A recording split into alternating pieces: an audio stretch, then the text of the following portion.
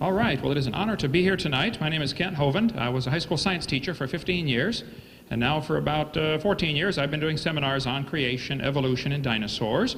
I don't like sneaking up on anybody, so I'll tell you right now what I believe. I believe the Bible is literally true and scientifically accurate. I believe the evolution theory, as it's being presented in our universities, is one of the dumbest ideas in the history of humanity, and that's what we're going to talk about tonight. Evolution is not science. That's my contention. Now, before we get too far into this, we need to define a couple of terms, I guess. I have nothing against science. I taught science for years. I like the subject of science. But there is some poison mixed in with our science books. And that's all I'm concerned about. There are some lies that are used over and over and over and over to promote this evolution theory. Science is things that we can observe and study and test and demonstrate. Nobody's ever observed any evolution. Nobody's ever seen a dog produce a non-dog. Now, if you want to believe it happened, that's perfectly fine, but that now becomes part of your religion that is not part of science. Science is things we know by observation, testing, and demonstration. Now, Florida has a law that requires textbooks to be accurate. All instructional material shall be accurate. Texas has a law that says instructional materials shall be factual, and theories shall be clearly distinguished from facts. Wisconsin has a law that says textbooks shall be accurate. Alabama has a code that says textbooks shall be adequate and current. I think these are all very reasonable laws, by the way. California has a law that says textbooks shall be factually accurate and reflect current and confirmed research. My contention is there is no current and confirmed research that supports the evolution theory. Evolution is not part of science, which is what this debate is about. This textbook says evolution is a fact. It says the evidence to support evolution is based on fossils, traces of evolutionary history in existing organisms, continental drift, direct observations of change, and the experimental production of new species. Well, first place, we'll go through each of these later on, but there's no way any fossil could possibly count as evidence for evolution. I mean, if you were in a court of law and you brought a bone you found in the dirt into the judge and said, "Judge, this bone is the ancestor of everybody today," well, they'd laugh at you. You can't prove that bone had any kids. You sure can't prove it had different kids. And why on earth would you think a bone you found in the dirt can do something animals today cannot do, which is produce something other than their kind? So fossils absolutely cannot possibly count as evidence for evolution because it is impossible to demonstrate that they had any kids that lived. You might believe that they're ancestral, but that's now not part of science. Science is what we can observe and test and study and demonstrate. Evolution is the other word that needs to be defined. Evolution has at least 6 different levels. Now, I read some of the stuff that Dr. Weisenburg wrote in some letters to the editor in the past, and this has happened. I've had 75 debates now, and in the last 10 years especially, they've worked very hard to focus the definition of evolution on only changes within the species or between species. I think this is a little bit deceptive, as I'm going to share with you tonight. Actually, there are 6 essential levels that would all have to take place in order for evolution to be true. First, we'd have to have cosmic evolution. Somehow, you have to have the origin of time, space, and matter. Before the matter can get together and make life, there has to be the matter. So how did the matter get here? Where did the energy come from? Where did the laws of nature come from? Those are all essential steps that they are included in the textbooks as part of evolution theory, but during debates, it's very frequent for the debater to say, well, this is not really what evolution is about. Well, I'm sorry, it has to happen for evolution to even take place. So yes, it is what evolution is about. Secondly, you'd have to have chemical evolution. According to the Big Bang theory, the Big Bang produced hydrogen and maybe some helium. Well, then how on earth did we get all these other elements? You mean uranium evolved from hydrogen? We see lots of elements decay, break down. We don't see them go up without enormous energy input. And now you're back to the chicken and the egg problem. You have to have the stars already existing to produce the higher elements. So you really got a problem. Either stellar evolution or organic evolution or chemical evolution had to come first. But either way, you have a chicken and an egg problem. Thirdly, you have what I call stellar evolution, which is where the stars would have to evolve. Nobody's ever seen a star forming. One professor said, "Oh, we see a star forming right now in Crab Nebula." I said, "No, you don't. You see a spot getting brighter. You're assuming it is a star forming. It could be the dust is clearing and there's a star behind it." The fact is, we have never observed a star forming. We see stars blow up all the time. It's called a nova or a supernova. And yet there's enough stars out there right now that everybody on Earth can personally own 2 trillion of them to yourself. Those are the ones we know about. We don't know about the ones that we don't know about. Fourthly, there would have to be what's called organic evolution. Somewhere, somehow, long ago and far away, life had to get started by non-living material. Now, the evolutionist is left with the very embarrassing position of having to believe in spontaneous generation, even though it was proven wrong several hundred years ago. All the experiments by Francisco Redi and Louis Pasteur and many others have said, look, life begets life. Life does not come from non-living material. One student was sitting in the audience one time, and his question for me during the question time was, Dr. Hovind, if scientists ever make life in the laboratory, what are you going to say then? I said, well, first of all, they are a long ways from coming to that. They can barely make a few amino acids, okay? Secondly, if a bunch of intelligent scientists do produce life in the laboratory, then I would say that that proves that it takes intelligence to make life, which is what I've been saying all along, okay? But the evolutionist really is left with, I think, the very embarrassing and totally anti-intellectual position of thinking that life came from something that was non-living long ago and far away. Why could it happen only once? 3.5 billion years ago. Why isn't it happening commonly, frequently? Fourthly, we have what's called organic evolution. That's where life gets started. Fifthly is macroevolution. That's where an animal changes from one kind to another. Nobody's ever seen this. The Bible says the animals bring forth after their kind, and so the definition of kind would be those that are able to bring forth. A dog and a wolf can mate and bring forth offspring. A dog and a banana cannot. So in some cases it's very obvious what are the same kind. In other cases it's not obvious what exactly was the original created kind, and I think that's a valuable field of research that's worth doing. What were the original kinds? Probably the horse and the zebra descended from a common ancestor. That doesn't mean the horse and the pine tree descended from a common ancestor. So macroevolution is where you change from one kind to another. Nobody's ever seen that. Lastly, we have what's sometimes called microevolution. I object to this term. I think it's confusing because it's not really evolution. It's just a variation of the same kind of animal. But if you want to call it microevolution, I'll buy that with the qualification that I object to that, because it's really just a variety within the same kind. The first 5 steps that would have to take place are actually totally religious. Now, the professors that promote evolution are always trying to focus the attention on microevolution, where there are millions of examples. I mean, I agree, this one happens. There's no debate. Variations happen. The question is, are they limited or unlimited? And I think the obvious observations for the last 6,000 years of human history tell us variations are limited. You might get a big dog or a little dog, but you get a dog every single time. No exceptions. According to the Big Bang Theory, though, the Big Bang teaches 18 to 20 billion years ago, there was a Big Bang where nothing exploded and produced everything. And 4.6 billion years ago, the Earth cooled down and formed a rocky crust. This is what the textbooks teach.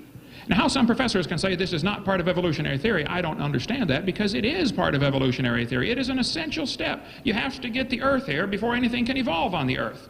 And so if they say the Earth cooled down and a rocky surface was created, and they say as the Earth formed, it was like the moon, and the Earth's surface was hot, and there were large pools of bubbling lava. But oceans formed as it rained on the rocks for millions of years. This is what's in typical textbooks all across the world as part of the process of life getting here. This textbook says, then millions of years of torrential rains created great oceans. Yes, boys and girls, swirling in the waters of the oceans is a bubbling broth of complex chemicals. Progress from a complex chemical soup to a living organism is very slow. Wow, I guess it is. It's totally stopped. It doesn't even happen. That's how slow it is. This is pure imagination. This is a fantasy, okay? If they want to believe that, that's perfectly fine. But I resent them using my tax dollars to cut down a perfectly good tree and print that and sell it to the kids and teach it as if it's a fact. It's not science. This textbook author says the first self-replicating systems must have emerged in this organic soup. So the evolution theory teaches basically 20 billion years ago Big Bang, 4.6 billion years ago Earth formed, then it rained on the rocks for millions of years, turned them into soup, and the soup came alive 3 billion years ago. And this early life form found somebody to marry. Now there's a good trick. And something to eat, of course, and slowly evolved into everything we see today. That is pure fantasy. There's Grandpa, the soup right there, okay? Now, there's no question there's a lot of dogs, okay? No question. But the evolution theory believes all the dogs came from a rock. I would agree that all the dogs came from 2 dogs on Noah's Ark, but I would not agree that all the dogs came from a rock.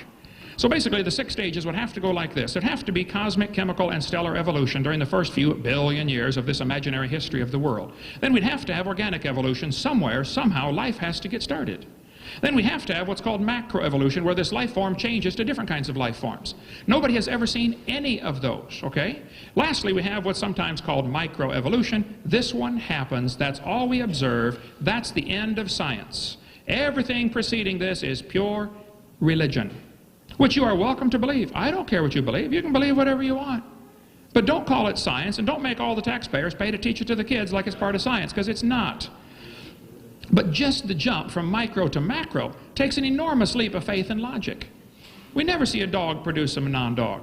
This is pure fantasy based on imagination. I want you to look at how the textbooks will change the definition of the word evolution. This textbook says evolution is change over time. Oh, well, who can argue with that? I agree, things change. Then it narrows it down. In other words, living things have changed over time. Oh, now you've narrowed it down to living things. Well, it looks to me like you're skipping the first 4 steps that would have to happen. I mean, what happened to cosmic, chemical, stellar, and organic? I mean, you're just going to ignore them as if just take it as a given? I don't think so. That's a really major flaw in the evolution logic. Third, then they narrow it down again. Evolution can be defined as a change in species over time. Oh, well, I don't know anybody that would argue with that. Species change over time. The question is, are they limited? And the question is, do these changes lead to any macro changes? And the answer from all observable science is, no, they do not. If you want to believe they do, or they could have, or they might have, or given enough time, well, you're welcome to believe whatever you want. But now you've just gone into a fantasy world of religion. You've left science. And the topic of the debate tonight is evolution science. The first 5 meanings of the word are not science. What they really mean by evolution is all 6. They want you to think all 6 definitions are connected, and I can assure you they are not. There is no relationship between any of those. So what evidence do they give for the kids to believe this evolution theory? I collect textbooks. I have hundreds of them. Here's the typical evidence they use to support evolution, and I'm sure we'll see some of this tonight. They're going to say we've got evidence from fossils. I pointed out no fossil is it cannot possibly count for evolution. Evidence from structure. Evidence from molecular biology, DNA, we'll get into that. Evidence from development. They say the process of evolution is based on natural selection. Well, there's no evidence to support evolution except things that have been proven wrong years ago. We'll get into those in a minute. If there's real evidence for evolution, then please show me, but don't lie to the kids. I just think lies ought to be taken out of the textbooks, and then if you have anything left to support your theory, great, show it to me. But I'm telling you, what's being shown to the kids in this university to support the evolution theory is a bunch of things that have been proven wrong years ago.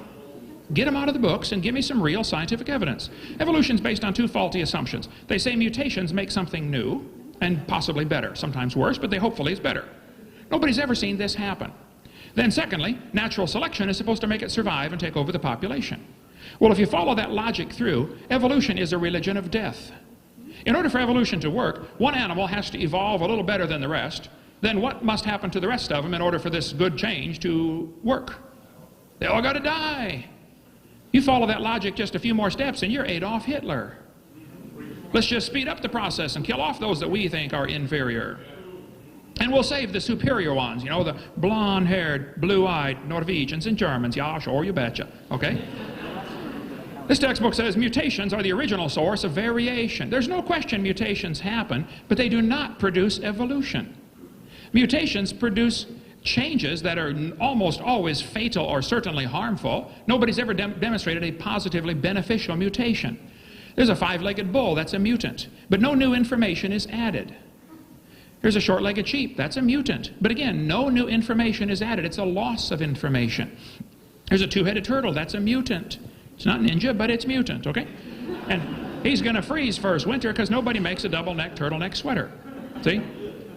Mutations are scrambling existing information. Like scrambling up the letters of the word Christmas, you can get all sorts of different words. But you will never get Xerox, zebra, or queen out of the word Christmas because the letters are not available. A mutation should really produce some new information. This textbook shows the kids a fruit fly.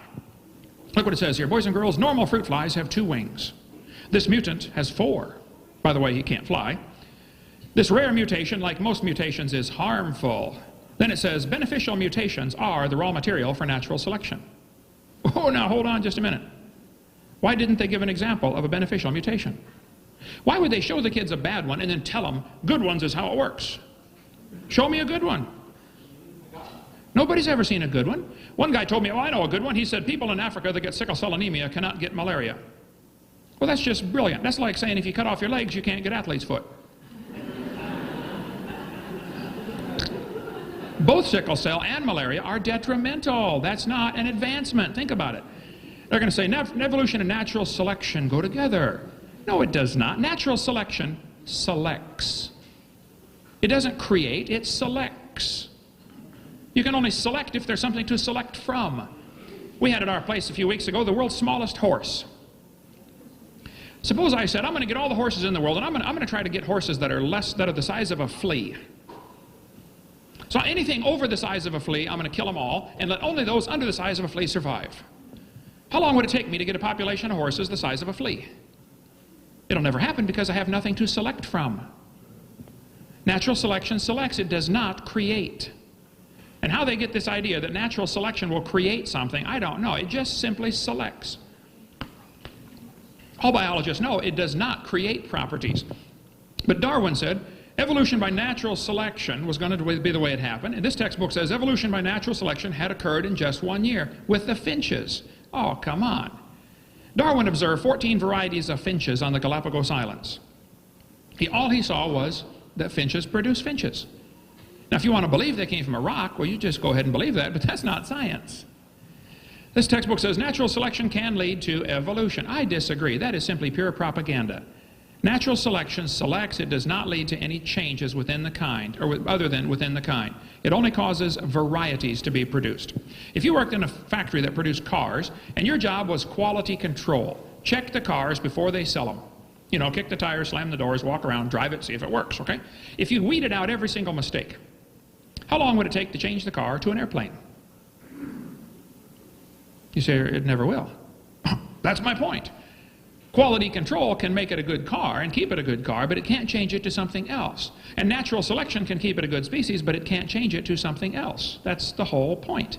You may get a big dog or a little dog, but you're going to get a dog, folks.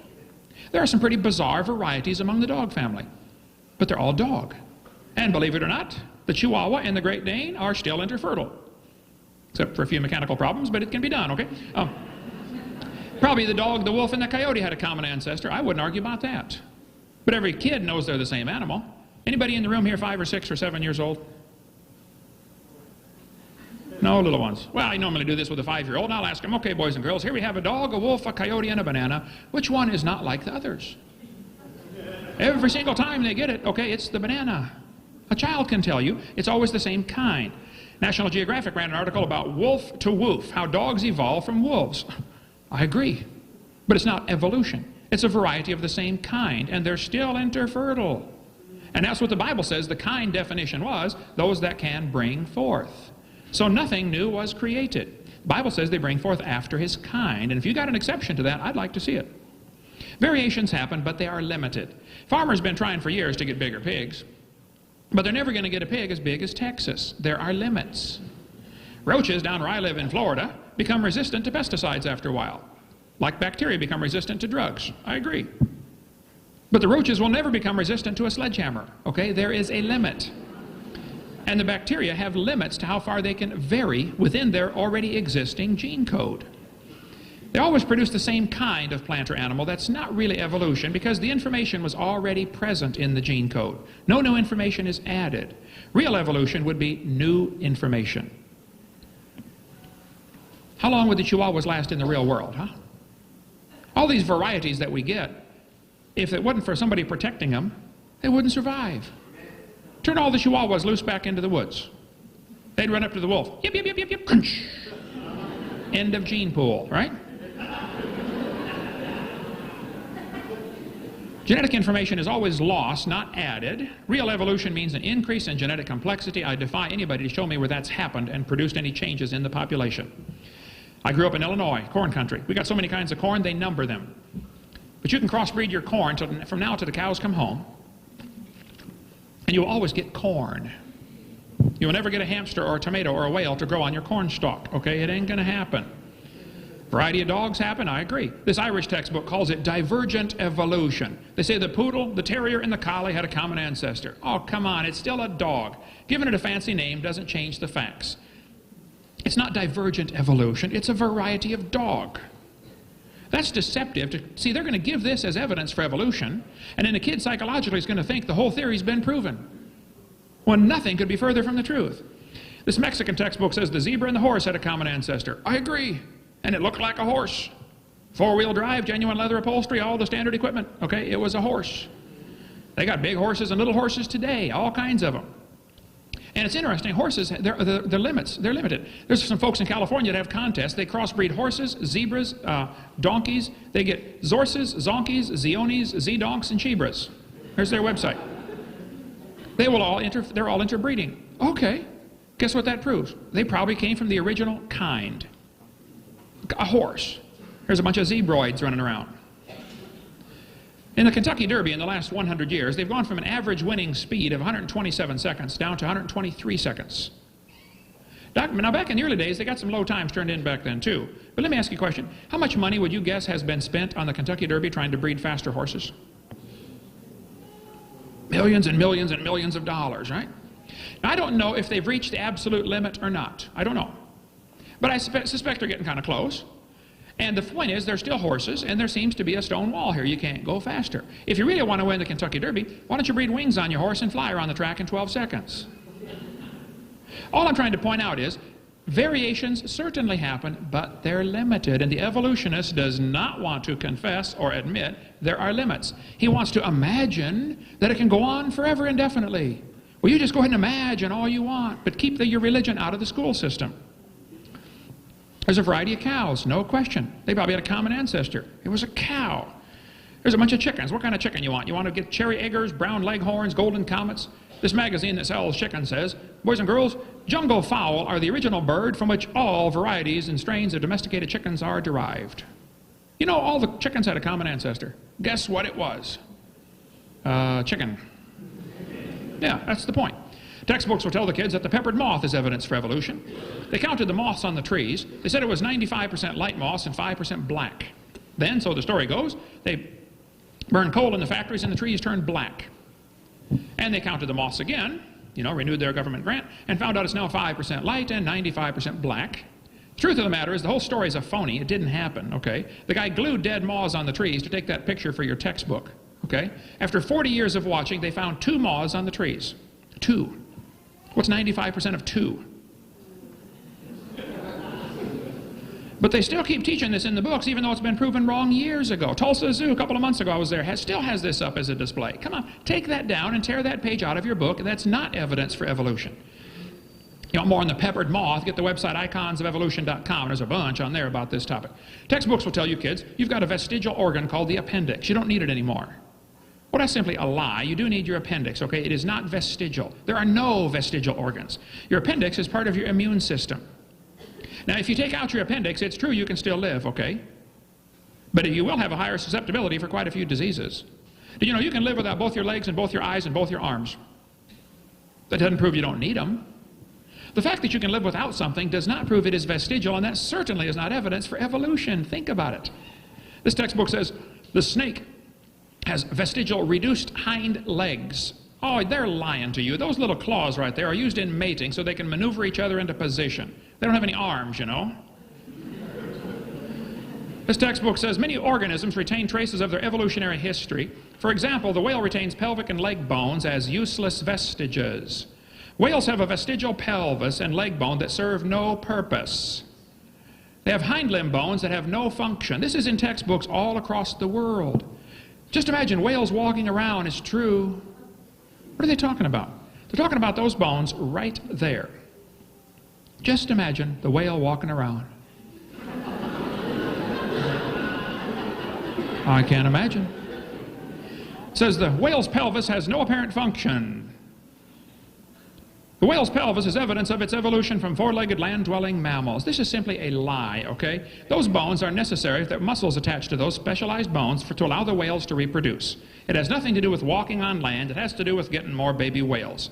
So the guys that are writing this in their textbooks are either extremely ignorant about whale anatomy, and they should not be writing a book about it, and certainly shouldn't be teaching about it, or they're lying to you, trying to give you evidence for their theory. That's not evidence for the theory. Those are not vestigial pelvises. Any more than your kneecap, since it's not attached to other bones, is vestigial. Okay, or the hyoid bone, it's not attached either, but it's not vestigial. These bones are anchor points that muscles attach to for reproduction. This textbook says humans have a tailbone that is of no apparent use. Its vestigial structures is viewed as evidence for evolution. Oh, the tailbone is not vestigial. I was in a debate in Alabama with the president of the North Alabama Atheist Association. He got up in front of God and everybody and said, folks, we got proof for evolution. Humans have a tailbone they no longer need. I said, Mr. Patterson, I taught biology and anatomy. I happen to know there are 9 little muscles that attach to the tailbone, without which you cannot perform some valuable functions. I won't tell you what they all are, but trust me, you need those muscles. I said, now, if you think the tailbone is vestigial, I will pay to have yours removed. Bend over. That's not a vestigial tailbone, okay? And by the way, kids, if any biology professor or any anatomy professor ever tells you the tailbone is vestigial, my offer is still good. I will pay to have theirs removed. Tell them put up or shut up. It is not vestigial, okay? This textbook says the coccyx at the end of the human vertebral column is no apparent function and is thought to be the remainder of bones that once occupied the long tail of a tree-living ancestor. They told me when I was a kid, man used to have a tail, but he lost it because we didn't need it. I thought, didn't need it. Have you ever thought how handy a tail would be? Have you ever come to the door with 2 sacks of groceries? And you could open that thing up and walk right in there, you know? It's not vestigial. That's a lie. And a lot of functions for those tailbones, all right? There are no vestigial structures, and if there were, that would be the opposite of evolution. We could talk for hours, and we're going to quit here in a few minutes, but all the evidence that they're using, like Lucy, Australopithecines, you know, as evidence for evolution. First place, it's a fossil. It doesn't count for anything. You don't know Lucy had any kids. Okay? Secondly, Lucy, all those that studied Lucy said it's just a vestigial, it's just an unusual monkey. It could walk upright, possibly, we don't know for sure. It had an angled femur. Any monkey that climbs trees has an angled femur. Okay? We'd cover that a lot more in that, or in the book Bones of Contention, there's a lot about Lucy and other so-called missing links. They give, in the National Geographic here, gives human feet to all of the hominid examples here. This is pure propaganda, okay? The feet are extremely different in these creatures. And there's no connection between one evolving to another and no evidence that one ever did. And again, you're dealing with fossils. They don't count. Think about it. In a court of law, they would laugh at you. Australopithecines, no fossils for evidence, or no fossils are going to count for evidence for evolution. The horse evolution series is taught in textbooks, yet it's been proven wrong 50 years ago. The gradual evolution of the modern horse has not held up to close examination. Back in 1950, G.G. Simpson, who believed in evolution and loved the theory and taught it, said the evolution of the horse family was unintentionally falsified. The early classical evolutionary tree of the horse was all wrong. It never happened in nature. This has been proven wrong 50 years ago, but they're still teaching it in your textbooks. The evolution of the horse. Up here at Yale University, they still got a big display of the horse, how it evolved from Eohippus to Equus. Pure propaganda. Didn't happen in nature. Darwin considered the idea that the human embryo has gills and he slowly evolved from a fish-like creature to a human. He considered that the best single class of facts in favor of his theory. He called it the biogenetic law. This Irish textbook says, it's talking about the gills here, gill slits, show that these animals have evolved from fish and share the basic pattern of fish development. This one says humans have gills like a fish when they're embryonic stage. This is a lie. Those are not gill slits. Those little folds of skin later develop into bones in the ear and glands in the throat. They never have anything to do with breathing. I've seen folks that have 5 or 6 chins and they can't breathe through any of them but the top one. Okay? They're not gill slits. Haeckel actually lied. He faked the pictures of a human and dog embryo. He made them look just alike. Haeckel was a liar. He made giant charts of his pictures showing that these embryos of all these different animals have gill slits. This is a lie. On top are Haeckel's drawings. Underneath are the photographs of the actual creatures.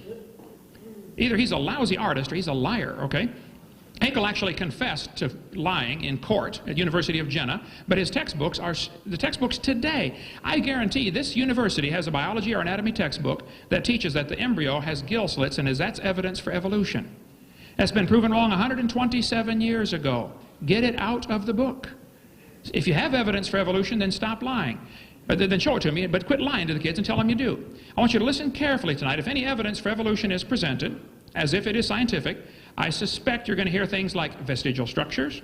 You're going to hear things like embryology. That's the code word for what they're talking about here. This has all been proven wrong a long time ago. So don't buy that stuff. It's been in the textbooks for far too long. Kenneth Miller still teaching it after 125 years of knowing it's been proven wrong. I've got all kinds of stuff. We've got to quit here. Okay, I just don't want to see kids lied to. I think there is no evidence to support the idea that any animal produced a different kind of animal.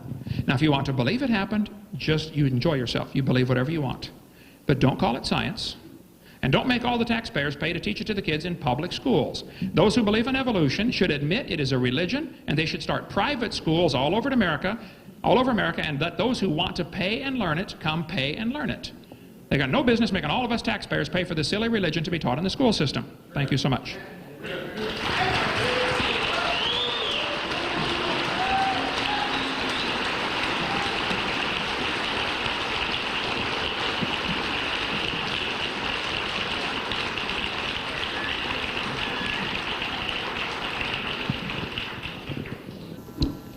Let me get started by saying that, in fact, I'm not going to come here today and give you a class on evolution. You are more than welcome to come and take my class on evolution. Or if you want to see responses to what he said, Scientific American had a, I don't know if you can read that. Can you read see the overhead all right in the back? Okay. Scientific American had a point-by-point response to the stuff that the creationists say. I wrote a letter to Scientific American after this. They didn't publish it. I think I know why. But and I said, excuse me, you just walked right into their trap, you fools. Right? What do they want, the creationists? They want to put their ideas, their theories, and evolution on a kind of equal basis, right? It's like right here. It's me versus him, right? And that's what they did in Scientific American. Love it. They say, oh, because now what they're going to do on their website, they'll say, oh no, Scientific American's all wrong. I point out something to you, and it's important to me, if not to you. There are thousands upon thousands, tens upon tens of thousands of hard-working, intelligent, well-educated scientists. These are the people who are out there digging the fossils that he doesn't think matter, but they're sure as hell working their butts off, digging them and studying them, right? There's thousands of others analyzing the DNA of organisms, trying to sort them out, collecting animals, right? They're standing behind me. You can't see them. They're all busy working, doing their science, okay? So this is, of course, in a sense, a totally unfair argument. He'll say X, I'll say Y, you'll say, well, I believe X, because I came in here to believe in X. So read that if you want the response. I have actually a different focus. I'm not going to sit here and defend evolution. It doesn't need defending. Okay?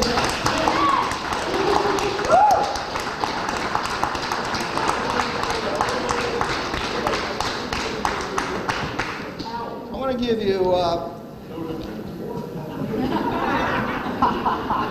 to give you the revelation of Richard. And God appeared to me, and she said, Richard, I created all that you see and study, the mountains and their fossils, strewn rocks, the fish in the sea, the birds in the air, even the isotopes in the stones by which you measure their age. Actually happened. And I was stunned. God was a woman.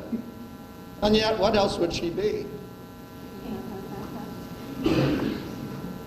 Again, God spake, excuse me, it's biblical. Then God spake. What say you to these revelations, Richard? Wilt thou not give up thy false idol of evolution? Nay, God, though I find your revelations interesting, you have given me no cause to give up the theory of evolution. It is indeed a great wonder that you have created, but the facts remain unchanged. Evolution alone allows us humble scientists to understand your creations and to predict what we will find when we explore it further. Until evolution fails me, I must follow it, for I will not abandon my oath as a scientist. Facts, verifiable facts, must be my one true God.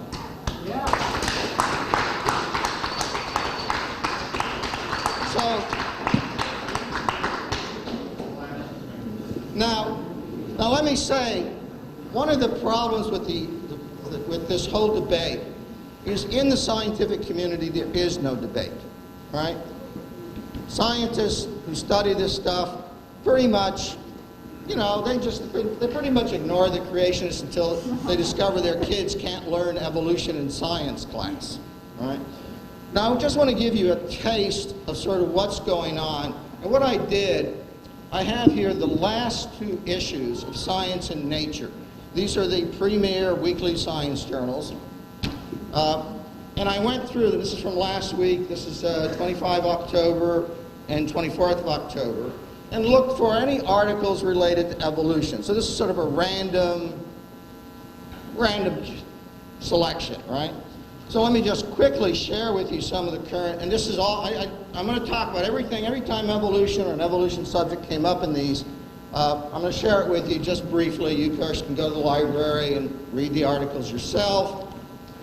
The first one, I'm looking now at Science. First one is titled, Jumbled DNA Separates Chimps in Humans, with a picture of a chimp and a child. So with that, I don't have a projector of this.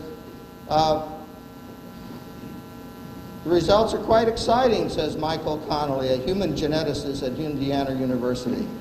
With this research, we can really find out so much more about evolution. Actually, what they discovered is they're finding there's somewhat more genetic difference than they originally had measured. Because see, now the data is coming in much more rich data. We're getting the sequence of the genes, of the DNA. So the data is much richer, and they're looking forward to that. The next article called Cuts at Dino Monument Anger Researchers. The researchers are mad at Dinosaur National Monument in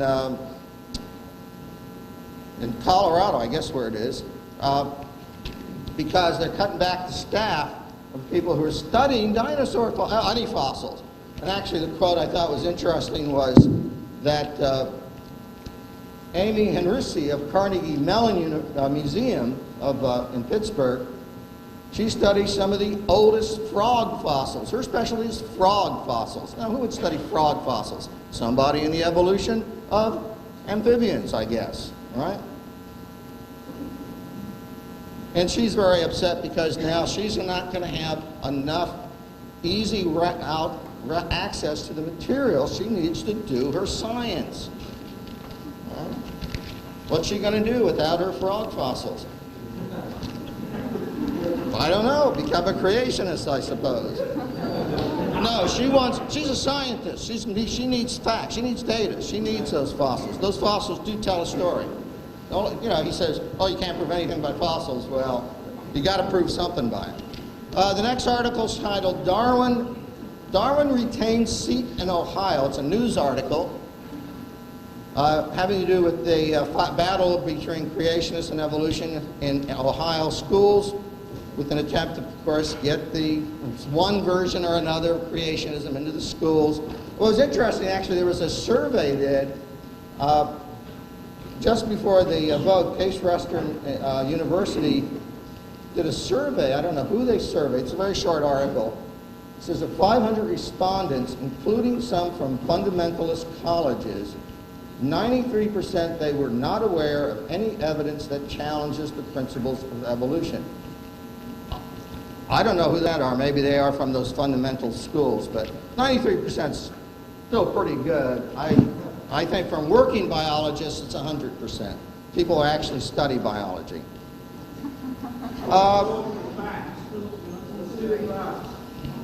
I'm getting there. We're getting there. I'm giving you facts. You can look them up. Discussion of the origin of life on page 747. Go to your library.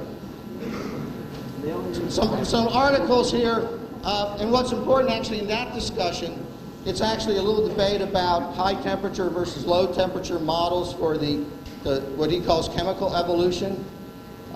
They don't mention evolution actually in those letters because they're talking about the origin of life, not evolution. Different subject.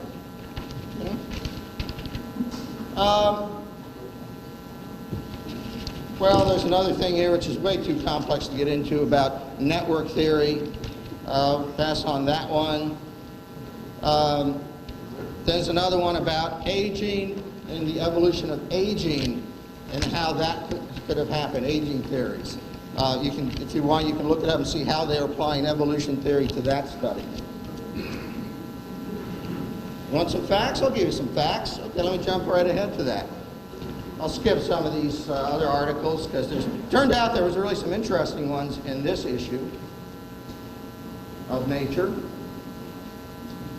Here's an article. You're going to love this title. Contemporary Fisherian Life History Evolution of Small Salmonoid Populations. Of course, he's going to say this is just microevolution, but they actually do it, and is demonstrated through a study of the salmon population that it has evolved over the time that they've been studying it. So they actually have the actual data showing evolution in that population. And finally, in this issue, or not finally, there's one more, something about moths' mating preference. And they've done a study of moths and how the chromosomal structure in the moths and how the sexual gender is determined in moths relates to their evolution. And my point here is just to point out, evolution is, it's part of biology. It's not going anywhere. It's not disappearing because it works. Finally, and I just thought I would share this, the final article, and when I got to it, I said, hallelujah. Amen. Amen. This one is called, this article, page 832, you can look it up. It's called Detecting Recent Positive Selection in the Human Genome from Haplotype Structure. It's got quite a few authors, Sabetti, Reich, Higgins, Levin, Richter, Schaffner, Gabriel, Plankto, Peterson, McDonald, Ackerman, Campbell, Ashla, Cooper, Kowalski, Ward, and Lander. They're from a variety of institutes, Oxford mostly, and also Mass General Hospital, Illinois, MIT. Now, these poor deluded souls from all those institutions around the world have examined what are called haplotypes. I know you're not biologists. I don't want to get into it. But haplotypes are a particular type of genetic structure. And they've looked at those haplotypes. And from that, I'll quote for you. It says, core haplotypes. I'm sorry about all the, sometimes the lingo is it's just what it is. I can't, I'm not responsible for it. Core haplotypes. What's that?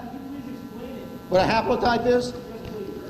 A haplotype is several genes on a chromosome that are inherited together.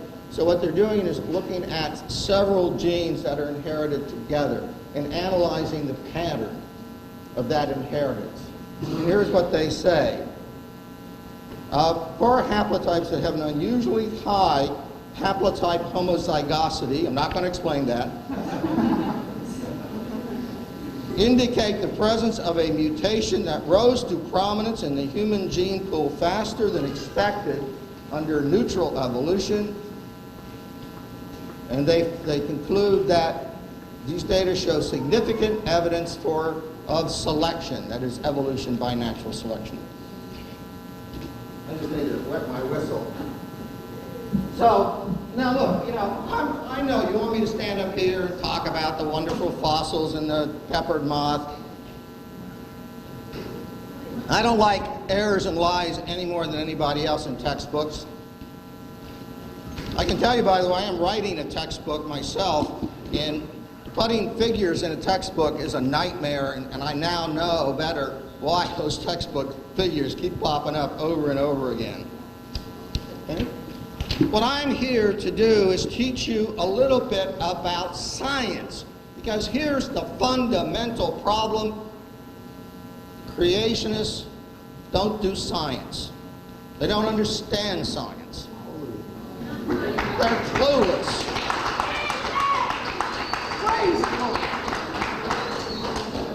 Let's look at what the problems are with the creationists, okay?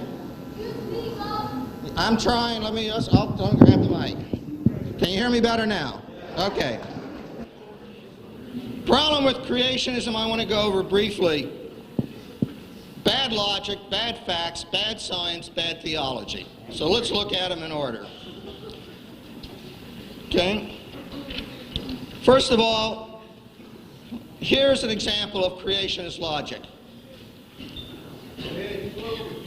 Well, it's just, can we turn those lights off over the, just those one set of blackboard lights? That's perfect. Okay. Here's an example of creationist logic. No physical evidence, such as photographs, exists of George Washington. No one alive has ever seen George Washington, have they? Has anybody here ever seen George Washington? Any historians actually ever seen George Washington? No. Only man-made documents exist. And you know what? Some of those documents are forgeries. Following creationist logic, we must therefore conclude George Washington did not exist.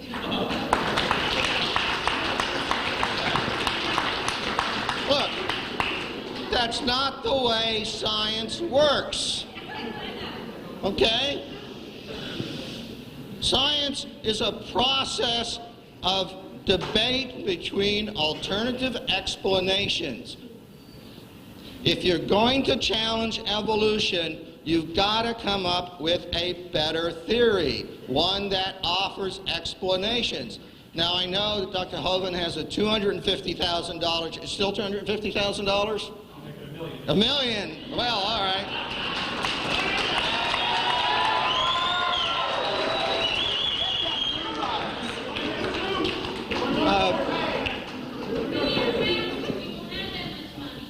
I'm sorry, I'm jumping ahead. I haven't got to my challenge yet. I mentioned also bad fact. Here's what the creationists do about the facts. First thing they'll do, they'll say it's just microevolution. Now, I teach evolution. All right? I never talk about macroevolution because, in fact, macroevolution are one and the same thing. Give enough time, you can turn anything into anything. Yeah, it's true. It's true. All right. It's proven. You got the fossil record. It shows all the steps.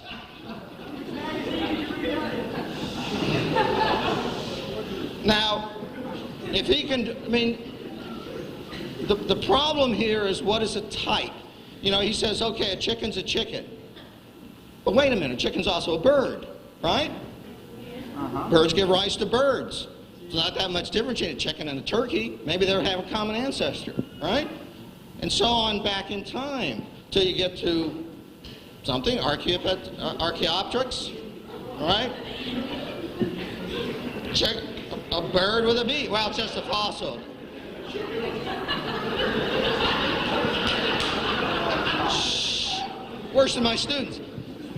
All right, so typically what the creationists do, they'll deny the existence of tens of thousands of transitional fossils. Go to a museum, look at the fossils yourself. They're there. They are there. They do exist. Scientists who study these things believe they tell a story. Just as historians who study documents, which are nothing more than fossils, historical documents are nothing more than historical fossils, except they're made by man. Fossils are actual physical objects. Okay? They harp about the occasional error. God, if I hear about the peppered moth one more time, I'm going to vomit. I don't teach the peppered moth.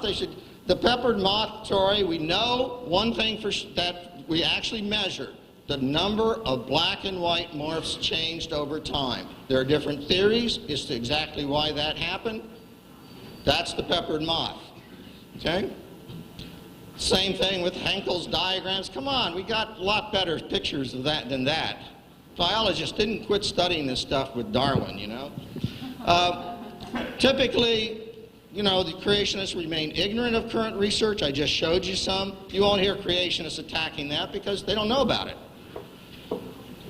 Whenever a physicist, chemist, geologist, astronomer, zoologist, geneticist, paleontologist, or any other fully qualified scientist makes a discovery that supports evolution, typically creationists ignore it, treat it as some kind of conspiracy, misinterpret it, claim it actually doesn't exist.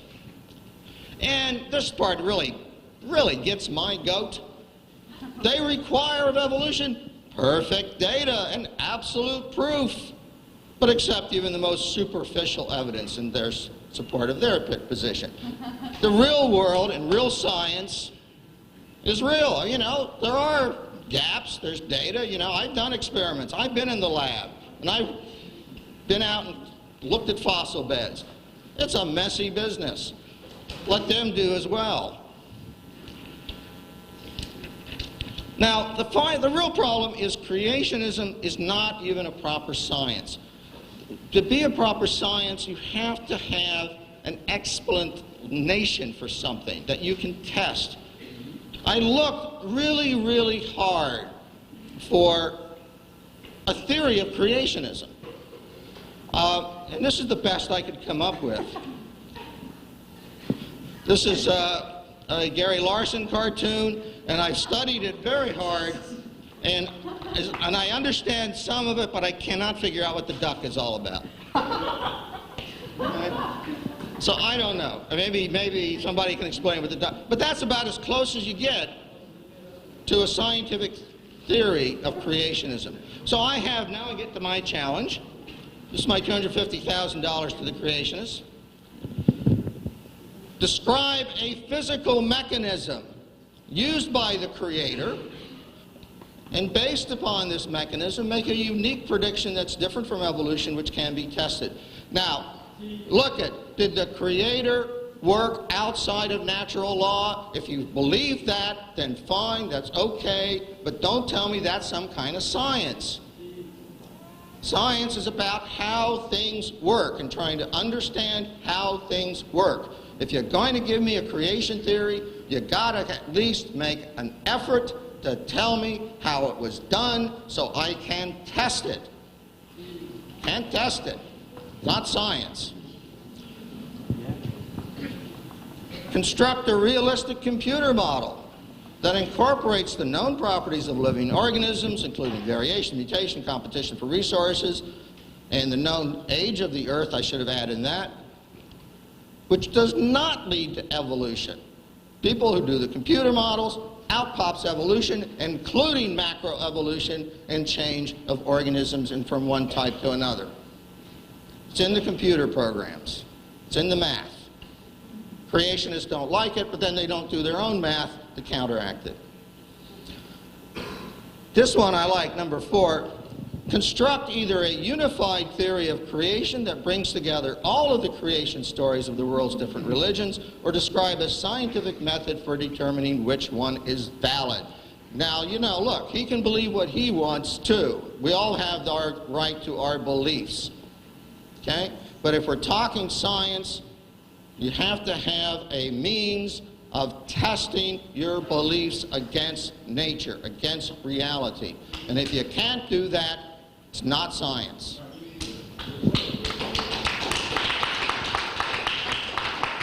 Let's talk about,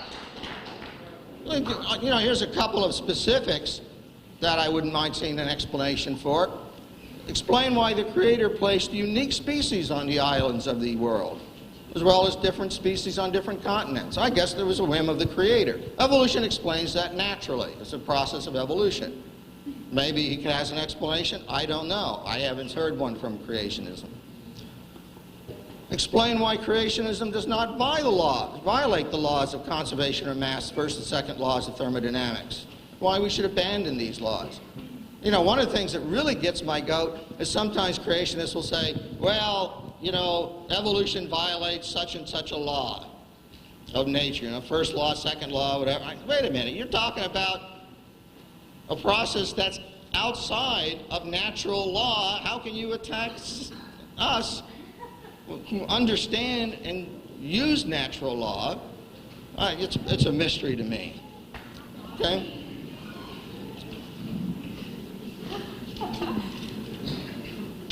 Now,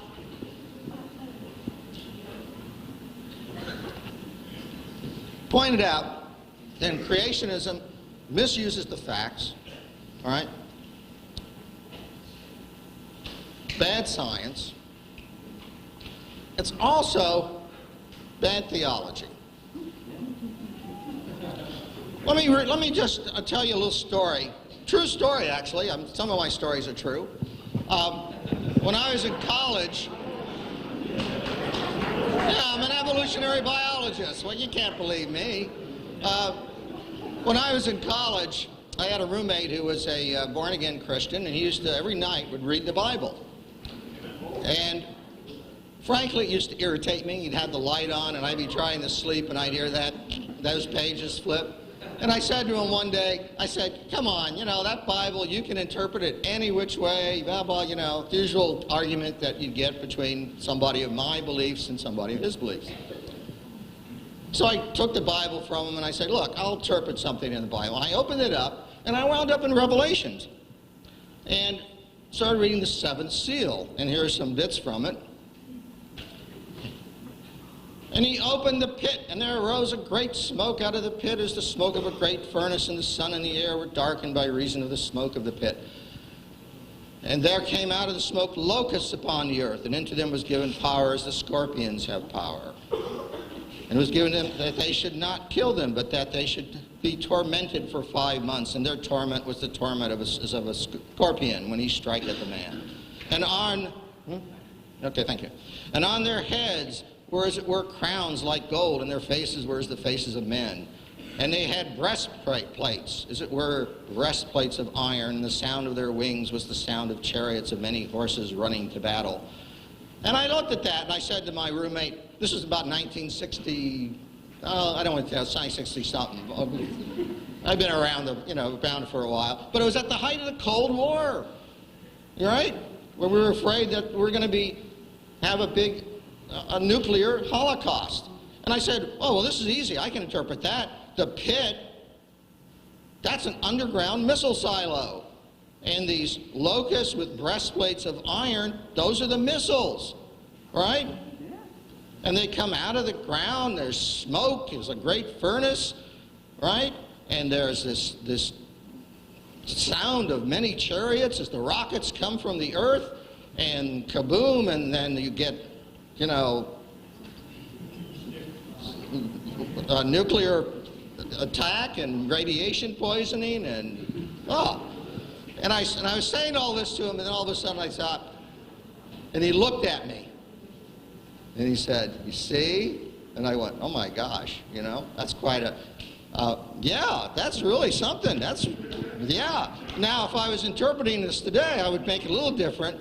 I'd probably say that the 5 months torment here, that's probably from Saddam Hussein and his factories of biological or chemical warfare, and that the interesting was the breastplates of iron and the faces of man, these locusts had the faces of men. I said, yeah, that would probably be a portrait of Saddam Hussein, because he puts his portrait on everything, and be on the missiles too. Look, my point is this. I know he's a good Christian, my opponent's a good Christian, and many good Christians here, but doesn't this tell us then that we better get out there and start killing locusts? Can we not be moved to action? Right? Especially, we got to go looking for armor-plated locusts. Got to kill them before they do this to us. Now, come on. Whatever your religious beliefs, I'm sorry, that kind of interpretation of the Bible just doesn't wash. Either is good theology or is certainly as good science. I want to finish. I'm finishing. It's my last. That's my last overhead. Perfect timing. Thank you. Look, I know that my opponent has talked about this being a kind of a battle. Creationist battle cry. Here's what they tell you. And I see there are some young people, some children in here, some students, and this is what they tell you. And I find this offensive. Reject evolution or reject your faith. That's what they tell you. They tell you this is the battleground, right? If you are an evolutionist, you believe in evolution, well, then you've got to reject that particular version of the faith, right? Can you be a good Christian and reject and accept evolution? Well, okay, there you go. And I say to them, that is not the way it should be. There's a peace offering. Okay? Science and religion deal with different domains of human experience. If you want to have a battle and you want to put your religion toe-to-toe with science, nobody gains, right? You say to the young person growing up who's studying biology and learning about fossils and learning about DNA, you say to that young person, hey, don't accept that, otherwise you can't be a good Christian. Now, I'm sorry. That's offensive. Okay?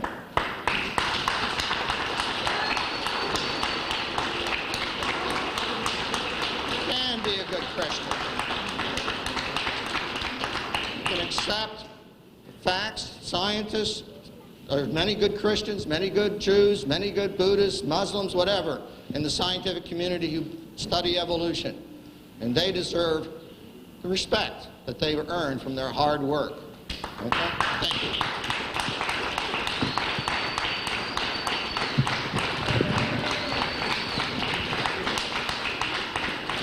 Okay, now we're going to move on to a 15-minute rebuttal from Dr. Hovind. Well, that was very interesting. Let me give you my rebuttal of some of the things that he said. I don't think we'll have time to give them all. His consistent theme throughout his talk was basically based on majority opinion. You know, in the scientific community, there is no debate. This implies, of course, you know, if you don't believe in evolution, then you're not a scientist. And if you do, you know, you can't be a scientist without believing in evolution. This is simply not true. And this is a very flawed logic used in any debate to say that majority opinion supports your position. First, I don't think you could prove that it's true, okay? I think you'd find there are thousands of scientists very actively involved in major branches of science that are strong Bible-believing creationists. But I want to point out, the debate tonight is evolution, science, and he continually brought in, you know, things about creation, which is not what the debate's supposed to be about. Okay? I'm willing to debate that, but that's not the topic tonight. Okay. He said there are tens of thousands of scientists digging fossils and they support evolution. Great. Tell them, go for it. There were tens of thousands of people who thought that big rocks fall faster than little rocks at one time. That was taught for 2,000 years in the school system. And it was wrong. There were tens of thousands of people that thought if you took your blood out, you would get better. It's called the doctrine of humors. They were wrong. Okay? There are also tens of thousands of people who do not believe in evolution. All the polls show that only about 9% of the population of America believes in the evolution theory with no God involved. Another 30% think God used evolution. Even the two together is a vast minority of the population, okay? So you don't go on majority opinion anyway, but if you want to go on majority opinion, then the majority support the creation view, okay? He said, this is important to me. I guess so. You get paid by the taxpayers to teach this stuff. Of course it's important to you.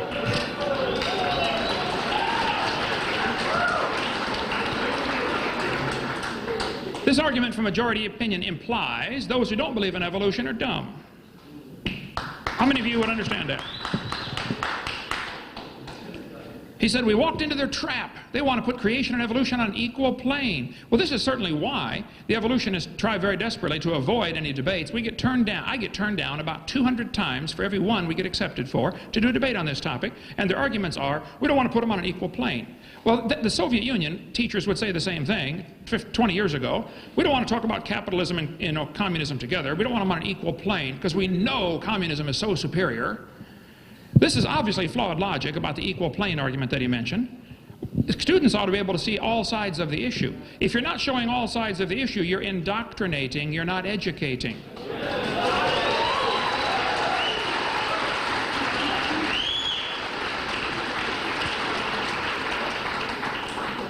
He said, facts are my true God. Well, I pointed out a bunch of things in the textbooks that are used as facts that are not true. I have yet to see any facts presented tonight that support the evolution theory.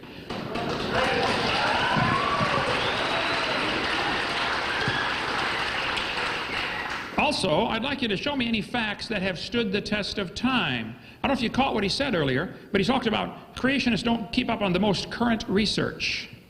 The most current research. Well, first place, I think a lot of creationists, myself included, try to keep up on the most current research. But the fact of the matter is, the evolutionists are always relying on the most current research. They'll say, well, we just discovered in the laboratory. I say, wait a minute, right there. This theory's been around for 140 years. You're relying on things that are just discovered and haven't stood the test of time yet. Like the one in November 99, when National Geographic ran the big article about the fossil half bird, half reptile. 3 months later, it's proven fraudulent. This happens over and over and over in the evolution theory. They teach something for a few years. Oops, we're sorry, it was wrong. Okay, let's go teach something else. Oh, we're sorry, it's wrong. Okay, we'll teach something else. Forget about this current, don't forget about the current research. I'm in favor of that. But Don't use that as evidence till it has stood the test of time. Show me some facts that have stood the test of time. All of the so-called cavemen get proven wrong one by one. Nebraska man was in the textbooks for a while. Piltdown man was in the textbooks for 40 years and it was proven wrong. It was a deliberate fraud. Just study the facts and you'll see there are no facts that support evolution theory that have stood the test of time. All false theories die very hard. The geocentric theory died a horrible death along with people who dared to question it, okay? Doctrine of humors died hard. Evolution is a dying religion and its adherents are running scared.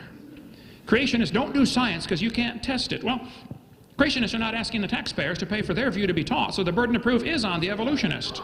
Richard Dawkins said, it's absolutely safe to say if you meet someone who claims not to believe in evolution, that person is ignorant, stupid, or insane, or wicked. Well, Richard Dawkins has refused to debate creationists for many years. I was over in England 2 weeks ago. I'll debate him any time with half my brain tied behind my back. Okay? If we stick with the scientific facts, tell him. We've already sent letters to him.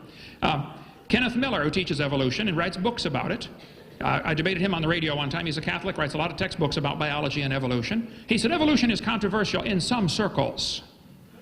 As if, well, only those people who are stupid don't accept this wonderful revelation that we all came from a rock 4.6 billion years ago. Karl Popper said evolution is not a fact. It doesn't even qualify as a theory or hypothesis. It's a metaphysical research program. It's not testable science. Julian Huxley, Thomas Huxley's grandson, said, I suppose the reason why we leapt at the origin of species was that the idea of God interfered with our sexual mores. Ooh, now we're getting to some truth here. If you don't want God telling you what to do, that's perfectly fine. I don't care if you obey God or not.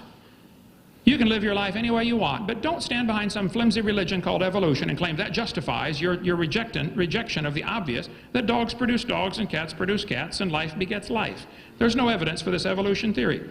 Michael Roos, professor of philosophy and zoology at University of Guelph, said evolution is promoted by its practitioners as more than a mere science.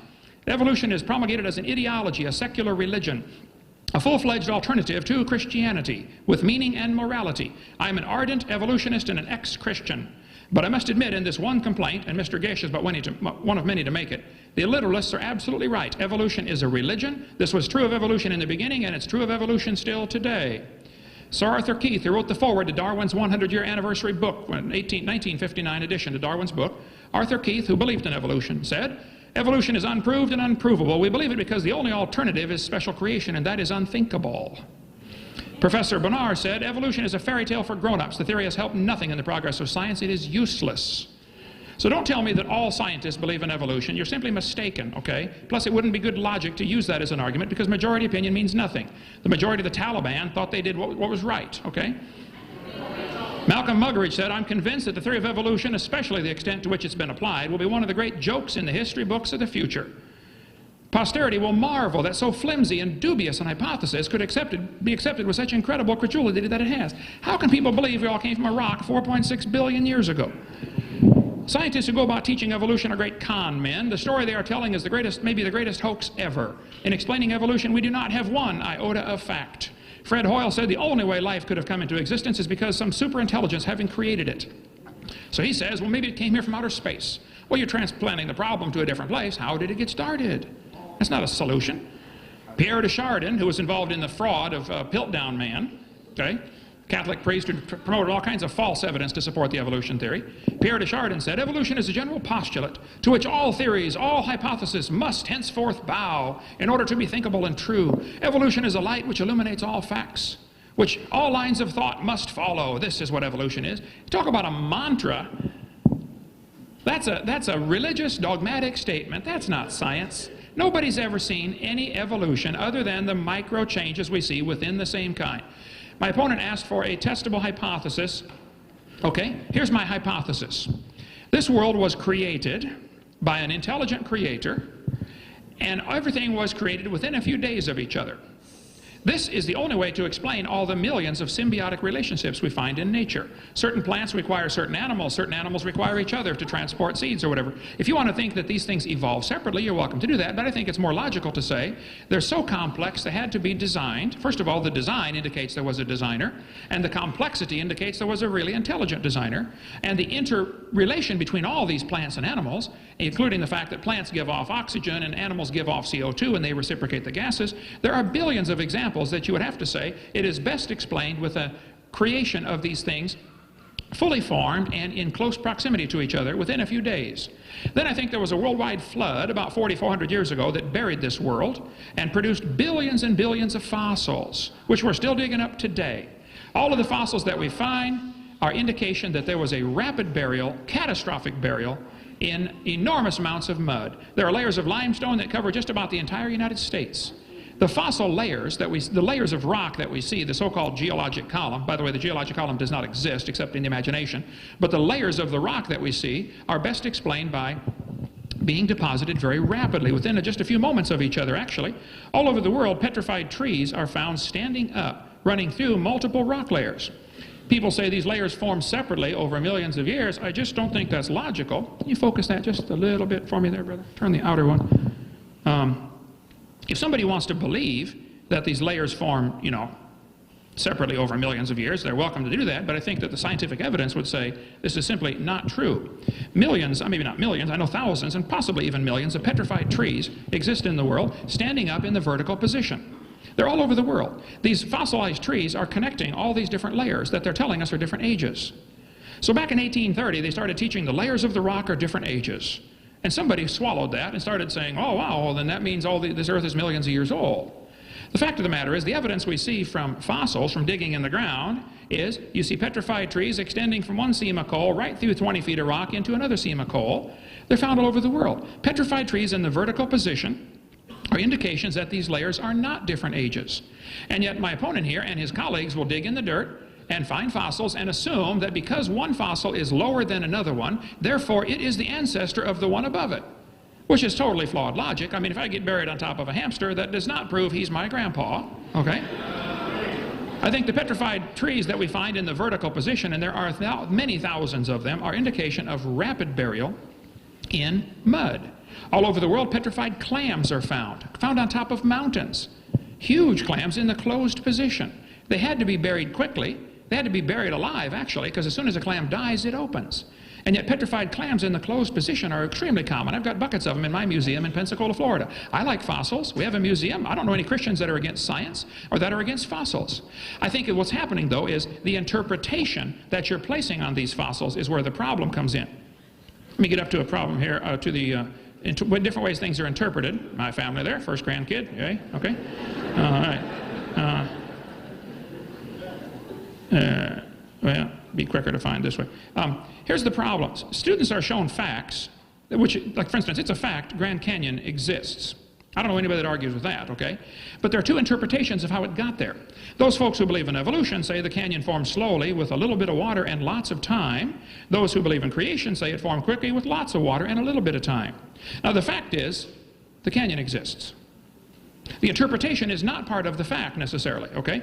It's a fact the earth has layers of rock. The evolutionists say these layers formed slowly over millions of years and each one is a different age. I think we can demonstrate that's not true. The creationist says these layers are probably all from one big giant flood in the days of Noah. So my testable hypothesis, sir, is that there was a flood that formed all these layers in rapid succession. And we have evidence of this from trees connecting them all. We have evidence from the fact that Grand Canyon could not possibly have been formed by the could not possibly have been formed by the Colorado River. The top of Grand Canyon is 7,000 or 8,000 feet above sea level, in between the snow lines here. The river enters the canyon at 2,800 feet above sea level. Rivers don't flow uphill.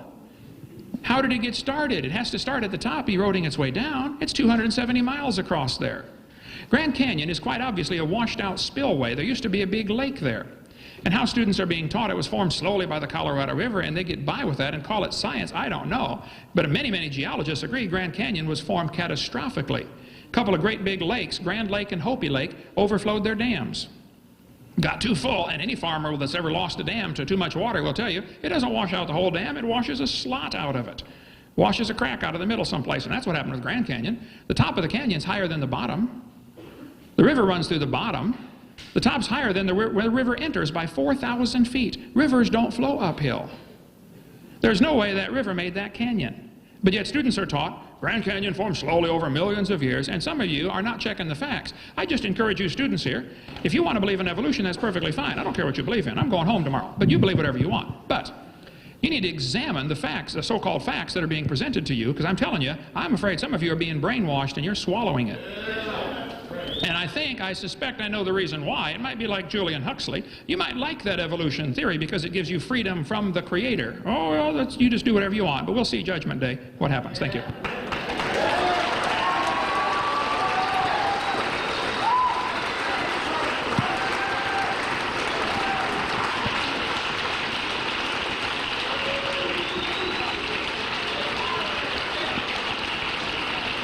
Okay, everybody.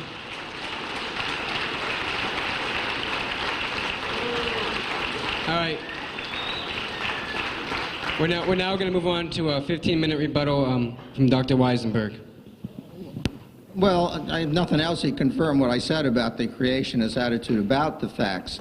Look, what do we want? We want to have a lecture here about geology? Well, they'll bring in some geologists, right? We'll talk about, you know, the plate tectonics, and we'll talk about radioisotopes and measure radioisotopes. We'll talk about the actual fossils that are in those layers and how they in fact show a logical progression, historical progression, their history, a record of history, right?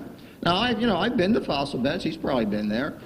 You know, it's really amazing to see, for example, you can go up the Catskills as I've been. There's fossilized coral reefs. I mean, they're coral reefs in middle New York State. Now, I can explain that from the combination of, plate tectonics and evolution. There's no problem. We have the data, we have the ages, we have the mechanisms. It's all there. I can go a little further away and I can find beds of trilobite fossils, thousands of them, embedded in what was obviously mud at one time. You can dig, and I would challenge my opponent. You can dig all you want in those fossil beds. You can dig, you can dig, you can dig. You will never find a bony fish or any sign of anything that came afterwards. Okay? He talks about dinosaurs. You know, the creationists love it because every now and then somebody will say they found a human footprint or something like that embedded with dinosaur fossils. Come on, there are thousands upon millions of dinosaur fossils. There are some 800, but the Dinosaur National Park thinks about 500 square miles or something. It's huge. And it's millions of dinosaur fossils and other fossils dating back to 100 million or so years ago. You won't find a trace of a human remain. And so, what the creationists do is they proclaim that certain things can't have happened. They say, oh, it doesn't make sense. It could not have happened. We've never seen this, right? And because they proclaim it, we're exposed to say, okay, we're just going to ignore all the evidence, ignore the geologists, ignore the physicists, ignore the chemists, ignore the paleontologists, because the creationists don't have the imagination or something, all right? Well, I don't know what it is, because I don't have any problem understanding how slow change contains a single cell. And by the way, let me say something about the banana and the dog, right? Here's an interesting fact. If you take and look at what's inside that banana and those dogs, they're awfully similar. It's cells. It's DNA. You know, you can take a picture of a cell. Now we can tell, I can tell an animal cell from a plant cell. But if I get an electron micrograph of an animal cell, for example, I can't tell if it comes from a worm or a person. All right? They look basically the same. All right? The same parts. It's like, it's like saying if you've got a bunch of a Lego set, all you can build is what's on the package, right? The little label on the package that shows you can build a truck out of your Legos. No, you can build all kinds of things out of those Legos, okay? And the people who study this, who do the math, who do the computer programs, and in my imagination, I have no problem seeing how you can do that in slow steps. And it's been shown that you can, in fact, do that. And the historical evidence says that's what happened. Now look, you know, this is the book I use in my class. It's a skinny little book because I didn't want my students to have to pay too much money. You know, it happens to be full of tons of data. I will point out there's actually the peppered moth story is not in here.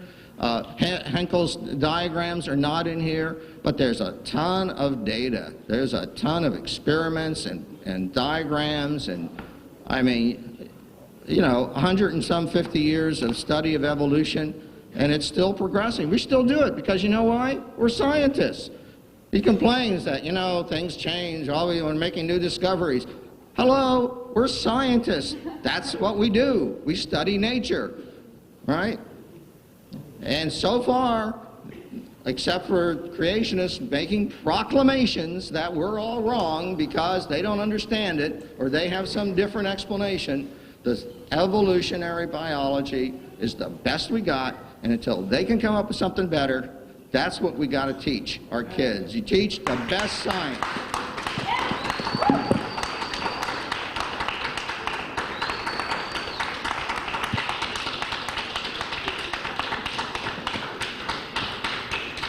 Okay, now we're going to move on to a closing statement from each of the speakers. This is a 5-minute closing statement if you just want to close with what you have to say there. And then after that, we'll do the questions. We'll take a little break after the conclusions so we can get the questions in order here. So you have to go to the bathroom or whatnot. You can do that quickly. And then after about 5 minutes, after they conclude, we'll start with the questions.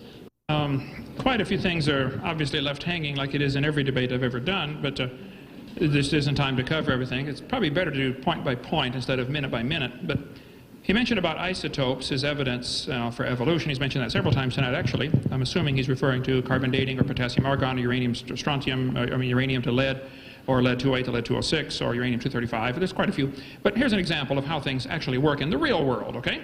Not the imaginary world. Living mollusk shells were carbon dated 2,300 years old. They're still alive. Freshly killed seal carbon dated 1,300 years old. It just died. Shells from living snails carbon dated 27,000 years old. Proceedings of the 12th Nobel Symposium said, if a C14 date supports our theories, we put it in the main text. If it does not entirely contradict them, we put it in a footnote. If it's completely out of date, we just drop it. Well, then here more recently, Anthropological Journal of Canada said, no matter how useful it is, the radiocarbon method is still not capable of yielding accurate, reliable results. There are gross discrepancies, the chronology is uneven and relative, and the accepted dates are actually selected dates. This whole blessed thing is nothing but 13th century alchemy. It all depends upon which funny paper you read. One part of a mammoth dated 29,000 years old, another part of the same animal dated 44,000 years old. We can go all day on this radiometric dating if you'd like to talk about that. In the last 2 years, an absolute date has been obtained for the Gandong beds. It has the very interesting value of 300,000 years, plus or minus 300,000 years. We could talk a long time on that. We will not. Okay, let's see. He also mentioned about plate tectonics. This is interesting. I think students really ought to be shown this. Geology and earth science are one of my favorites. I taught earth science for many years. Let's just talk a little bit about Pangea in the few minutes I have left here.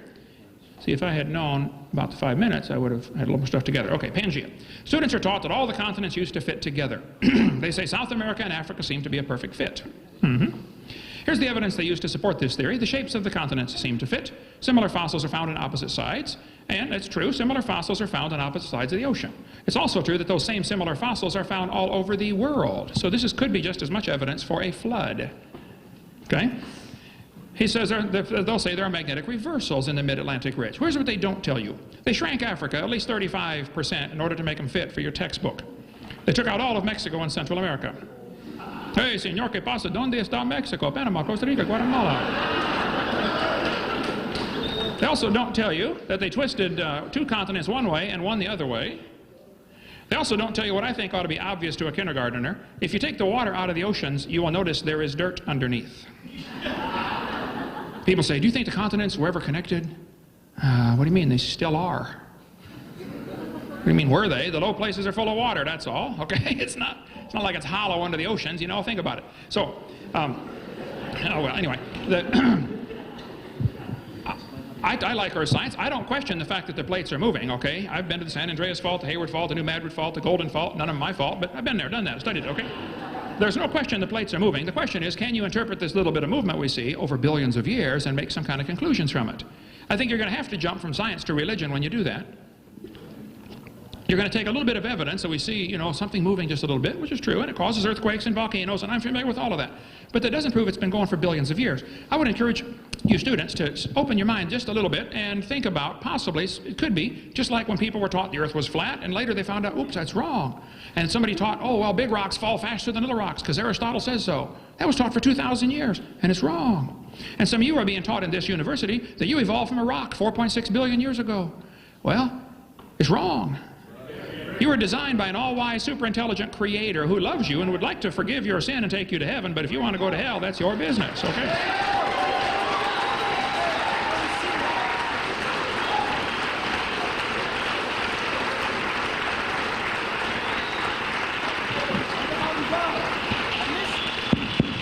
All right.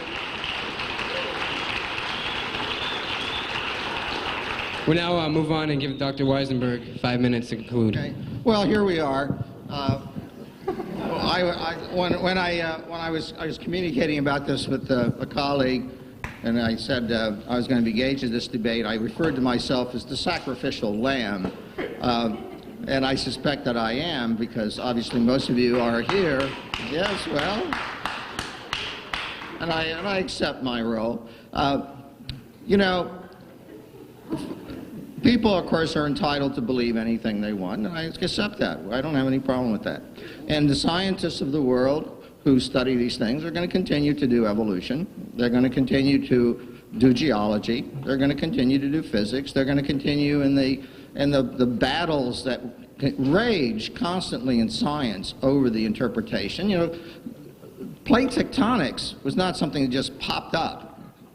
You know, it was something that was proposed, ignored, and then all of a sudden, gee, pieces fell together. The pieces came together. And that's what scientists look at. They look at all the pieces. What the creationists do, you know, they love to say, oh, it was the big flood, and then they'll pick out some selective data. Not, you know, you mentioned the reversals of the Earth's magnetic field, which was the actual evidence by which we established plate tectonics. I don't remember anything in the Bible about reversal of the Earth's magnetic field. I don't know, maybe it's there, but so, you know, what you've got to understand, those of you that are, and it's obvious that most of you here came here to hear Dr. Hovind, keep this in mind, that you rely on science, and you rely on science for the world we as scientists have created for you, all right? It's a pretty nice world. We put together a lot of great things in this world. We've cured a lot of diseases. We've created some great artifacts, from, you know, video games to big screen TV to fast cars. Take your pick, you know, or maybe those aren't great things. But science does that, right? It's given us antibiotics. It's given us heart transplants. Now, you can believe what you want, but scientists are going to continue to do science. They're going to continue to study the world. They're going to continue to debate and argue with each other about what the evidence shows. And until the creationists can offer better explanations, can come up with some mechanisms that offer actual, believable results, because, I'm sorry, you know, the hand waving you saw doesn't pass for real science. The real scientists are the ones getting their hands dirty, working in the lab, and I'm sorry, it's not just numbers. It's a matter of respect. I respect the people who come here who are religious and have deep beliefs in their religion, and I think that's great. And I'm not going to come up in here, for example, and argue that God doesn't exist and give you a list of reasons why God doesn't exist. Because, you know that he does, right? She does, excuse me. You know that she does. And frankly, we shouldn't be having that debate. Let the scientists do their science, and let Whichever religion it is you belong to, do whatever it does, have your faith, enjoy it, cherish it, but let us scientists do our work and have our fights and have our arguments and let our children learn the best science. Thank you.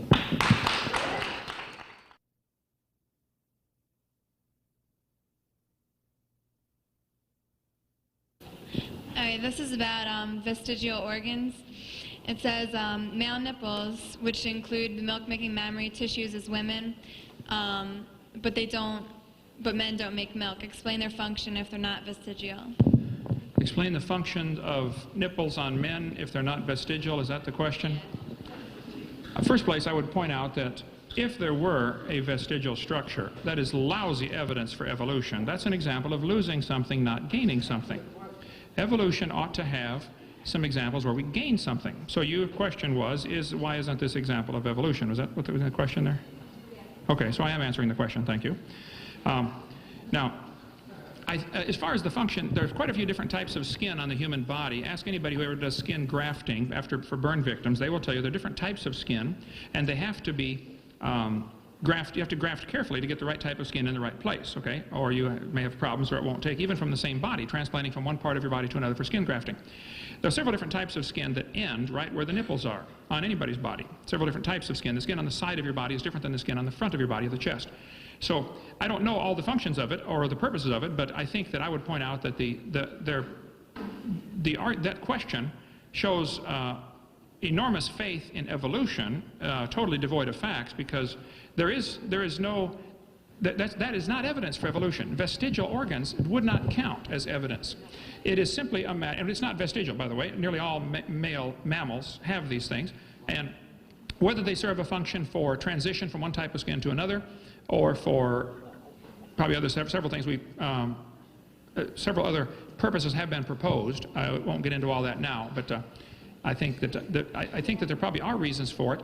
But I think if you look at this historically, 200 years ago, scientists had a list of nearly 180 vestigial organs. They said you don't need your appendix, you don't need your tonsils, you don't need your adenoids, you don't need your pituitary gland, you don't need your thyroid gland, you don't need your thymus gland. They had 180 vestigial organs on the list. And that was supposed to be evidence for evolution. One by one, those things get plucked off the list as we realize the function of that, okay? So I would state my case and say that even if we don't know all of the functions of a particular organ or design, then that still is not evidence for evolution. In fact, it's just indication we need to study more. There are other functions we probably should not get into, other possible purposes, we should not get into, and maybe in a college classroom we could. Okay. Okay. And now we're going to move on to a question for Dr. Weisenburg. And the question is, how does the fossil record prove evolution, and how did the origin of life begin? Okay, that's actually two questions. Okay, two questions, and I'm going to answer the following way. First of all, fossils don't prove evolution. Okay? The fossil record is consistent with a story, a historical pattern, right? And that's exactly what paleontologists work at. They try and place the fossils in order according to the kinds of data that they accumulate, which involve a variety of kinds of evidence, geological evidence, chemical evidence, physical evidence. And you will see, because I follow this, they fight. Boy, do they fight. They fight bitterly over exactly where this fossil should go or that fossil should go, over exactly the kinds of transitions, right? Because that's what scientists do, okay? But always, because evolution has reached such a high level of reliability in that wherever you see that argument, you don't see somebody coming in and say, oh, this particular fossil is inconsistent with evolution, because that just doesn't happen. That just hasn't happened, and therefore it's not an issue, okay? Secondly, about the second question, because there was two questions, when I teach this, I don't even talk about, I may mention origin of life once or twice. My textbook has a half a page on the origin of life. It's a big mystery. I wish I knew. There are several theories about the processes that might have, sometimes called chemical evolution. whether it's thermal vents or clays or RNA organisms, we don't know. I guess I don't think we're ever going to know for sure, because I don't think we're going to have a time machine to go back and look, and the traces of what happened 3.5 billion years ago are simply gone. Science deals with the world of real evidence, and we just never going to know. Okay, but that's separate from the issue of.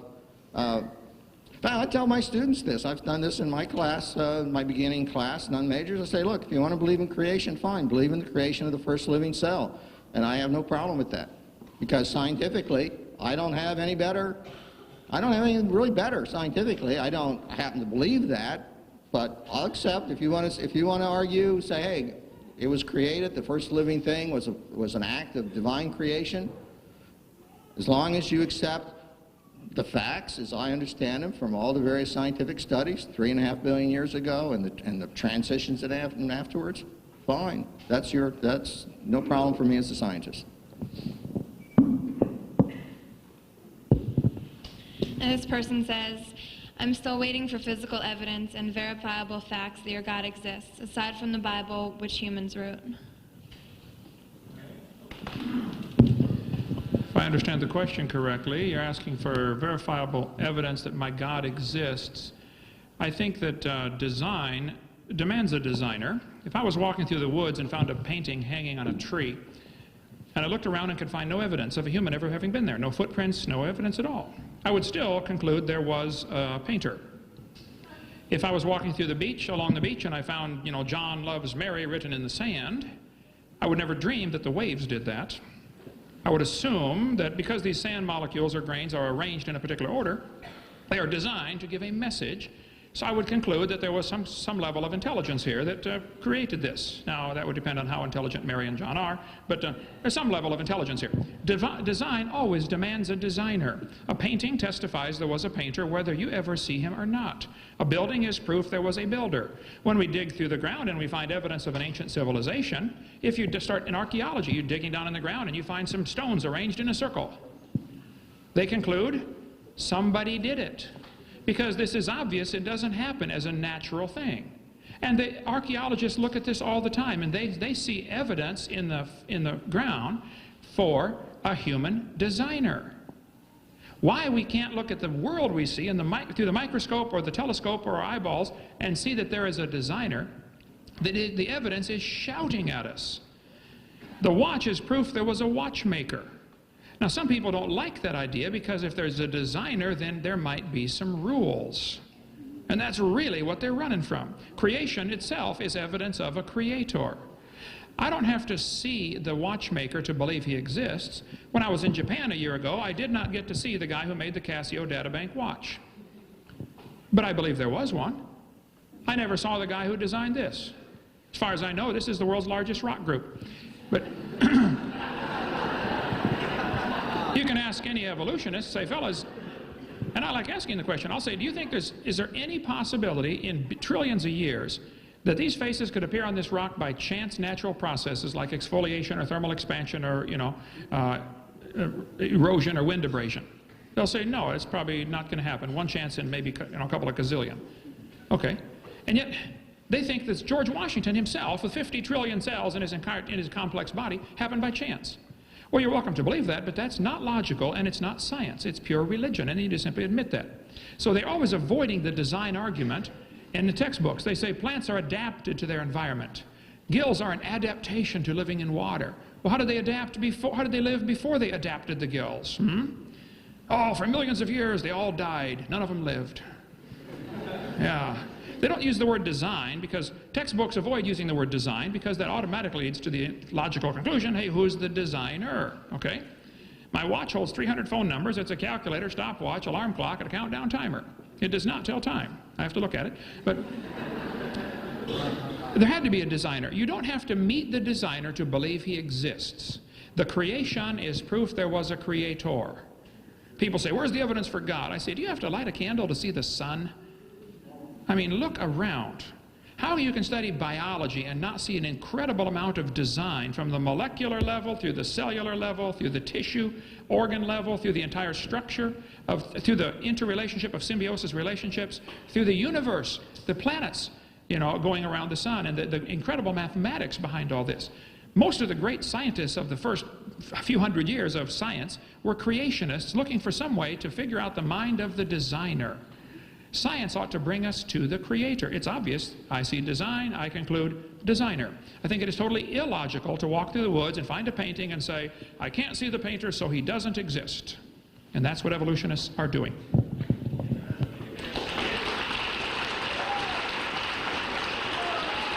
Okay. The next question for Dr. Weisenburg is, show us one transitional fossil that exists, or a proof of a transitional fossil. Oh, the transitional fossil story. Look, here's the harsh reality. There are many, many, many transitional fossils. They're in the museums. Go look at them. Oh, I didn't happen to have one in my pocket. I'm sorry. Did you bring God? Let me answer my question.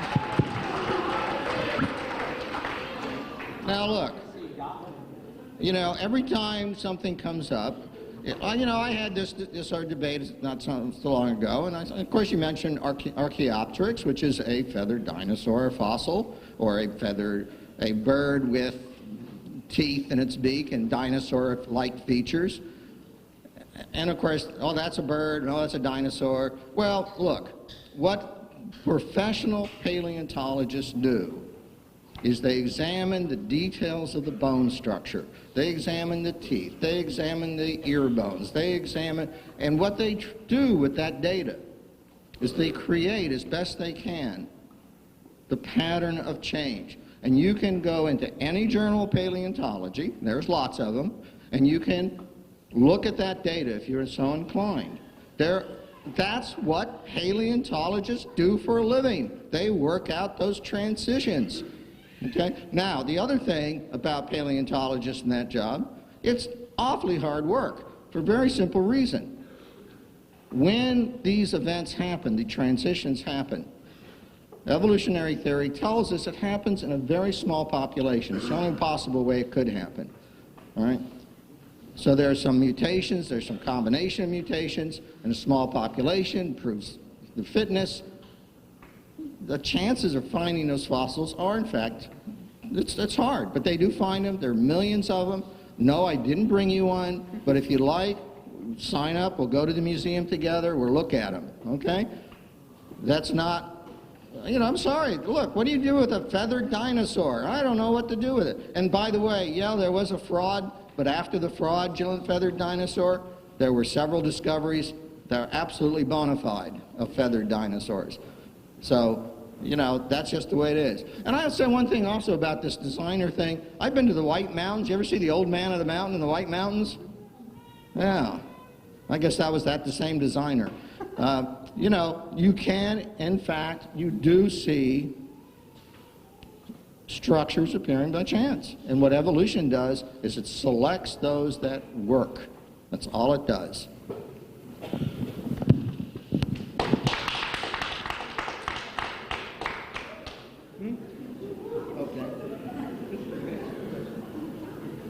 Okay. Well, what we're going to do is we're going to change it a little bit. We're going to let them answer the question. Also going to let the other speaker rebut their answer to the question just a minute or two after the question is asked. How do you explain the formation of granites within a creation time frame? How do I explain the formation of granites? I'm not sure that anyone has been able to demonstrate the granite formation. I know that if you melt granite and then let it cool back down, it does not reform into granite.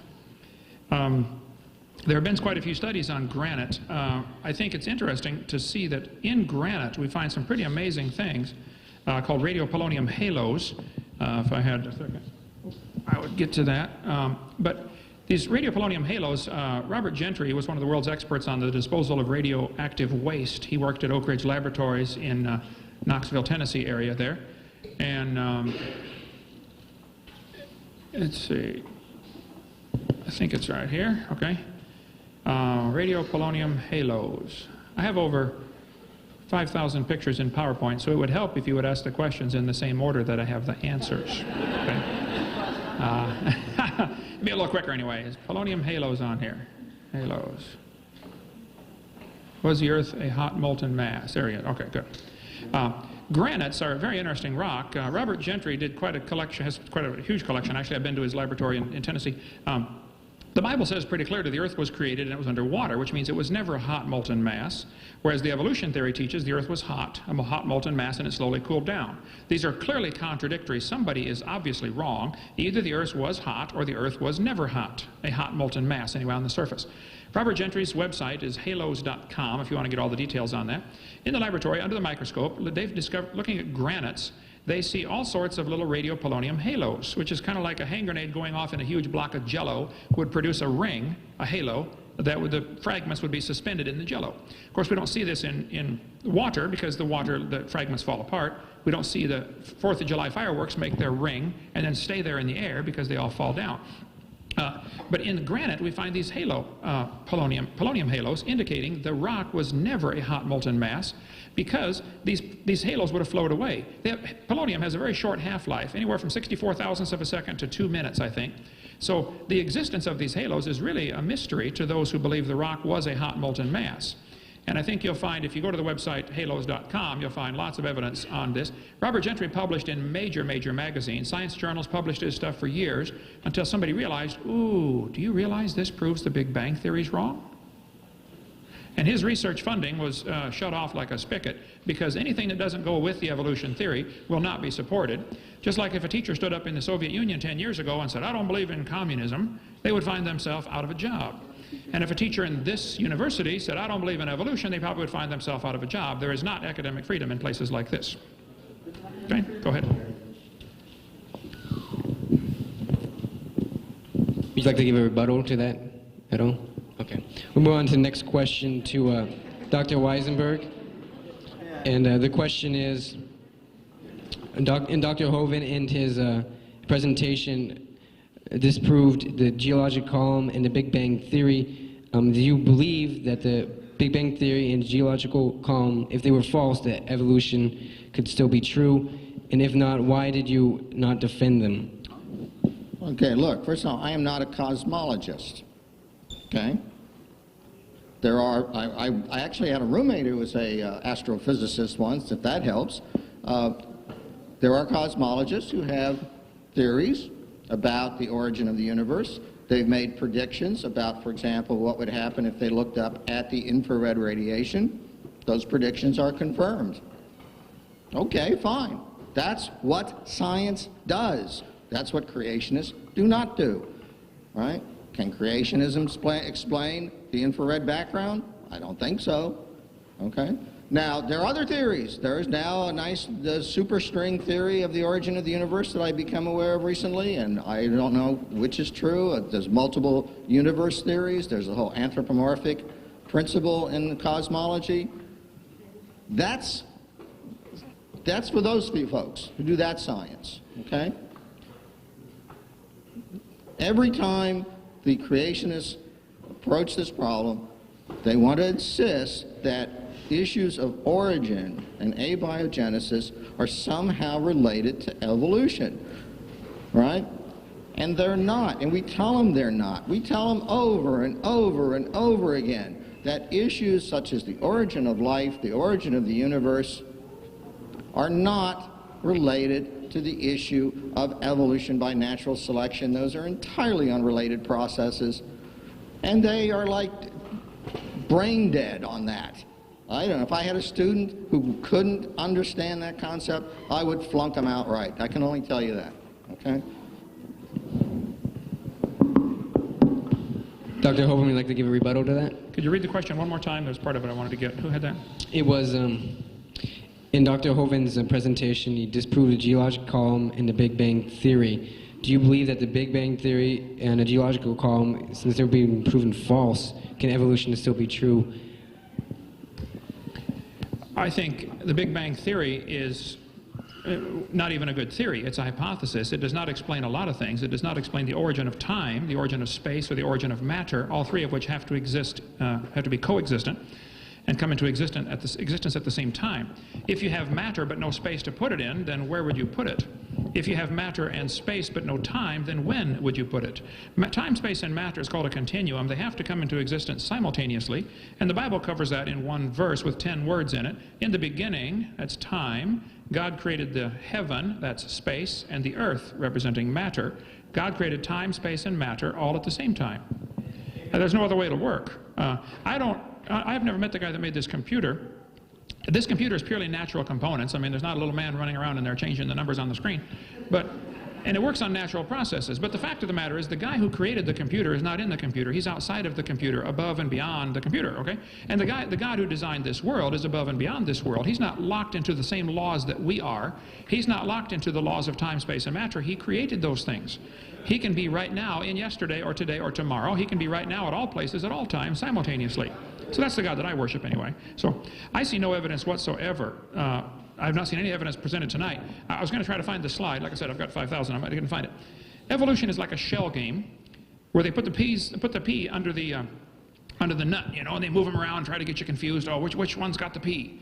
The geologist is always saying, well, the biologist has the evidence. And the biologist says, oh, no, the anthropologist has it. And there's no pea under any of them. Nobody has the evidence.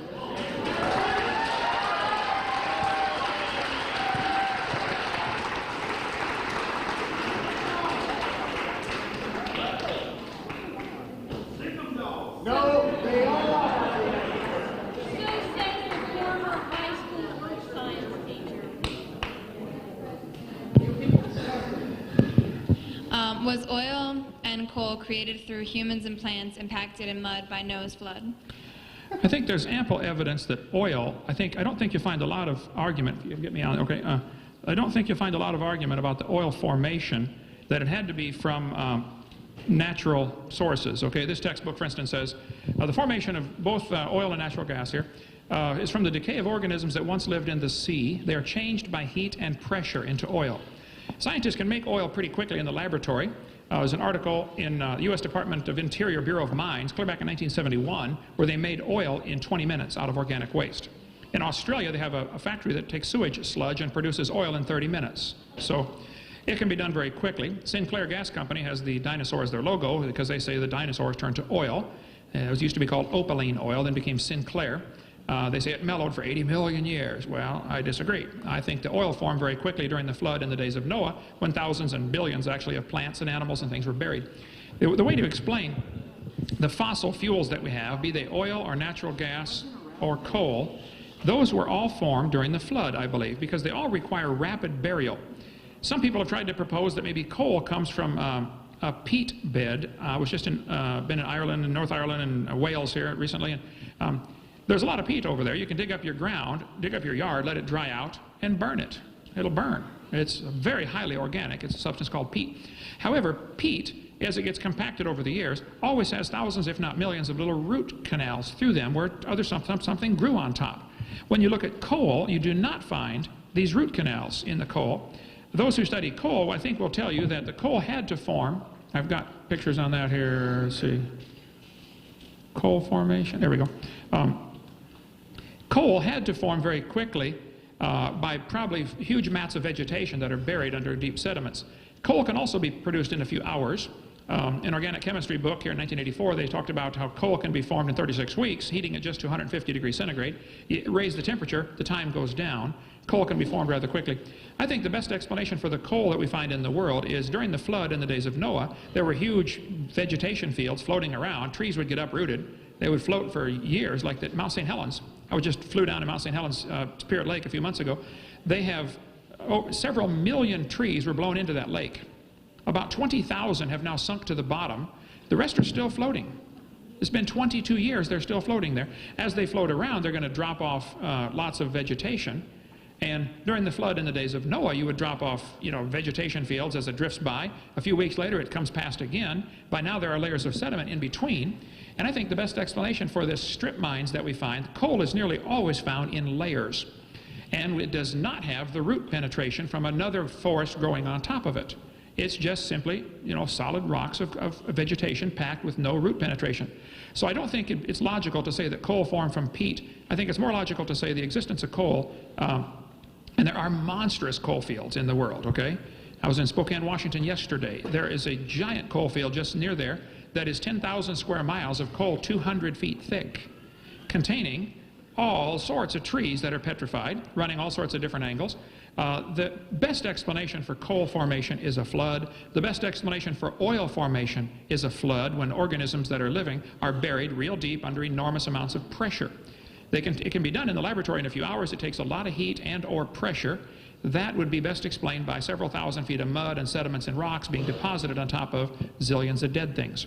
So I think the evolution theory is totally devoid of any scientific way to explain the formation of coal or oil in their slow, gradual, natural processes. There are enormous amounts of oil and coal in the ground, indicating the world before the flood was very different than we have today, with probably lots more trees and lots more people, lots more animals. Today the Earth is 70% underwater. Only 3% of the Earth's surface is habitable for mankind. Much of its deserts, tundra, ice caps, uninhabitable. So I think that the Bible says God created the earth to be inhabited. So my theory would be that the original creation had a lot more trees and plants and people when the flood came than we do today. And so probably if we dig in the ground, we're going to find oil and coal and natural gas from these decaying organisms. That would be a testable hypothesis. Okay, thank you. I guess I get it. Do you have a rebuttal for this? Well, I mean, this is one of these things. You can read in Scientific American the responses to this stuff. What can I say? You've got professional geologists who work for oil and coal companies, and trust me, they don't buy into this flood thing. And the people, the poor miners who are stuck hundreds of feet underground in the coal mine accident recently in Pennsylvania, probably would be a little puzzled to learn how that coal got placed hundreds of feet underground, right? So, and in such thick layers, as he says. So, I'm always amazed by the creationists who are all of a sudden instant experts on things I wouldn't even pretend to be an expert about. Geology, oil geology, coal geology. Now, we had this little discussion earlier about who do you trust. I didn't wear my button. I was tempted. I have a big button that says, "Trust me, I'm a scientist." And I thought that little bit of self-humor might not have been understood. But, at some point in time, you either have to believe one or two things. Either all of the scientists that study all of these various aspects of the natural world have somehow lost their collective minds or intelligence, or they're part of some conspiracy, they're afraid of losing their jobs, I don't know what all, but there they are, they're publishing articles every week, thousands of articles come out, all of which are consistent with the same evolutionary picture, and apparently they're just all deluded. I don't know what else to say, but I can't sit up here, the creationists will come out, because they ignore any real facts, and they'll come out with some hypothetical that can be easily disproved, but not by me at this instance, because what do you have to do? You have to study geology, you have to study paleontology, you have to study genetics and molecular biology and anatomy and astronomy, okay? And I actually happen to trust most of those people that publish in those areas. I think they're probably pretty smart guys and pretty decent scientists. And I trust them a hell of a lot more than I trust creationists who's never specialized in any of those fields.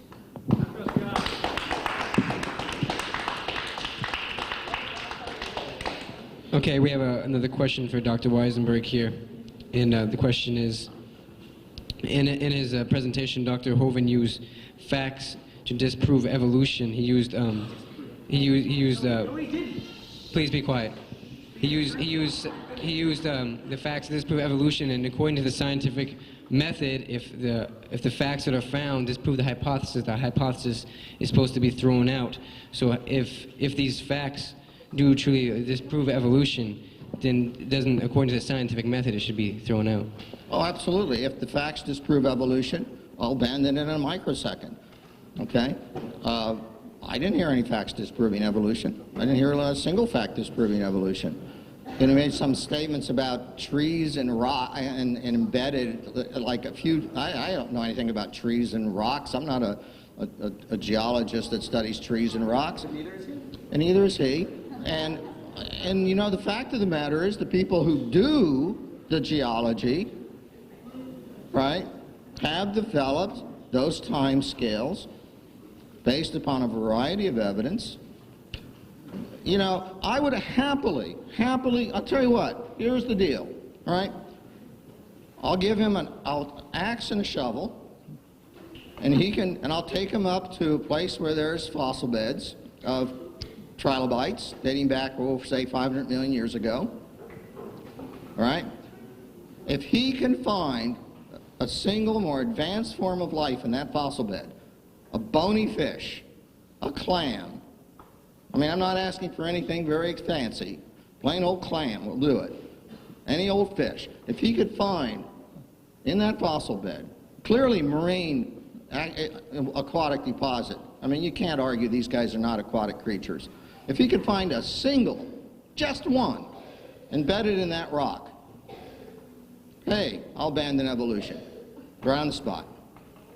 Okay? And you know what? Go for it. Do it. But no, they don't. Creationists don't have that kind of evidence. They never will, because they're wrong. That's all. All right. Well, I think you need to be reading some of the same scientific literature because these type of things have been found frequently, and I can get into that in a minute. But Darwin said, if my theory be true, then numberless intermediate varieties must have existed. You've stated several times tonight that there are thousands of missing links. This textbook says, since Darwin, many of these links have been found. Today, Darwin's theory is almost universally accepted by scientists. But David Ropp said, who's a famous evolutionist, in the years after Darwin, his advocates hoped to find predictable progressions. In general, these have not been found. Yet the optimism has died hard, and some pure fantasy has crept into textbooks. Berlinski said, there are gaps in the fossil graveyards, places where there should be intermediate forms, but where there is nothing whatsoever instead. No paleontologist writing in English, French, or German denies that this is so. This is simply a fact. Darwin's theory and the fossil record are in conflict. According to Stephen Gould at Harvard, arthropods are the largest animal group. Where did they come from? What's their origin? As Darwin noted in The Origin of Species, the abrupt emergence of arthropods in the fossil record during the Cambrian presents a problem for evolutionary biology. There are no obvious simpler or intermediate forms, either living or in the fossil record. American scientist. Where did the fossil fish come from? Yet the transitions from spineless invertebrates to the first backboned fishes is still shrouded in mystery, and many theories abound.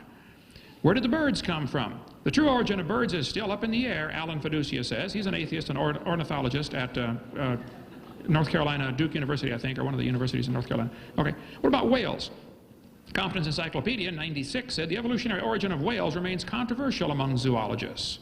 What about flowering plants? The origin of the angiosperms, an abominable mystery to Darwin, remains so 100 years later and is little better today. Both the origin of life and the origin of major groups of animals remains unknown. So if you're telling us there are fossil intermediates, you are either confused by something somebody told you, or you're deliberately lying to these students, because the experts say there are not intermediate fossils. Okay? Now, Luther Sunderland was asked the question to many major paleontologists, where is the evidence for evolution? You mentioned you would take us to a museum and see one, okay? The largest museum in the world, the largest fossil collection in the world, is the British Museum of Natural History. Colin Patterson was the curator of the fossil collection. 250,000 fossils on display. Luther Sunderland asked Colin Patterson, he said, Mr. Patterson, I read your book about evolution, but I noticed you didn't show us any intermediate fossils. You didn't show us any missing links. Where are they? Here was Patterson's response. I fully agree with your comments on the lack of evolutionary transitions in my book. If I knew of any, fossil or living, I would certainly have included them. I will lay it on the line, there is not one such fossil. Now, you students, listen carefully. Don't believe a professor that tells you there are missing links. There aren't any. The whole chain is missing, okay? Stephen Gould said the absence of fossil evidence is a problem for evolution. Yeah, I guess it is. They got a great theory. They like the theory if only we had the evidence. That's why guys like Richard Goldschmidt, Joe, you invited me to speak, invited him to speak, okay? Would you take care of this person who can't control himself, okay? If you go and get your own crowd, you go get your own crowd, okay? But you are not the speaker tonight, so shut up.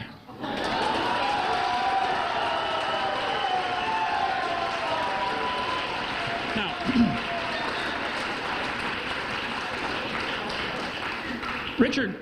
Richard Goldschmidt said 60 years ago, the first bird hatched from a reptilian egg. Stephen Gould and Niles Eldredge have resurrected this stupid idea with the new theory called punctuated equilibrium, which basically is the same thing with a new coat of paint on it, that we don't see any evidence for evolution because it happened so quickly. Well, this is what they're saying is we don't have any evidence, so that proves it happened. Basically, there are two theories about evolution. One is called gradualism, and the other is called punctuated equilibria. This textbook says, which theory best describes the organism's evolution, gradualism or punctuated equilibria? And they tell the students to think critically. Well, students, if you want to think critically, you want to really analyze maybe neither of those is correct. You see, according to the evolutionists, there are only two choices. Evolution happens slowly, like Darwin said, or evolution happened quickly, like Gould said. They do not seem to be capable of thinking outside the box. Maybe it didn't happen at all. There's no fossil evidence for either theory. And plus, fossils wouldn't count anyway. All we find is fossil evidence is proof of a flood that destroyed these creatures in catastrophic burial position. Thank you so much.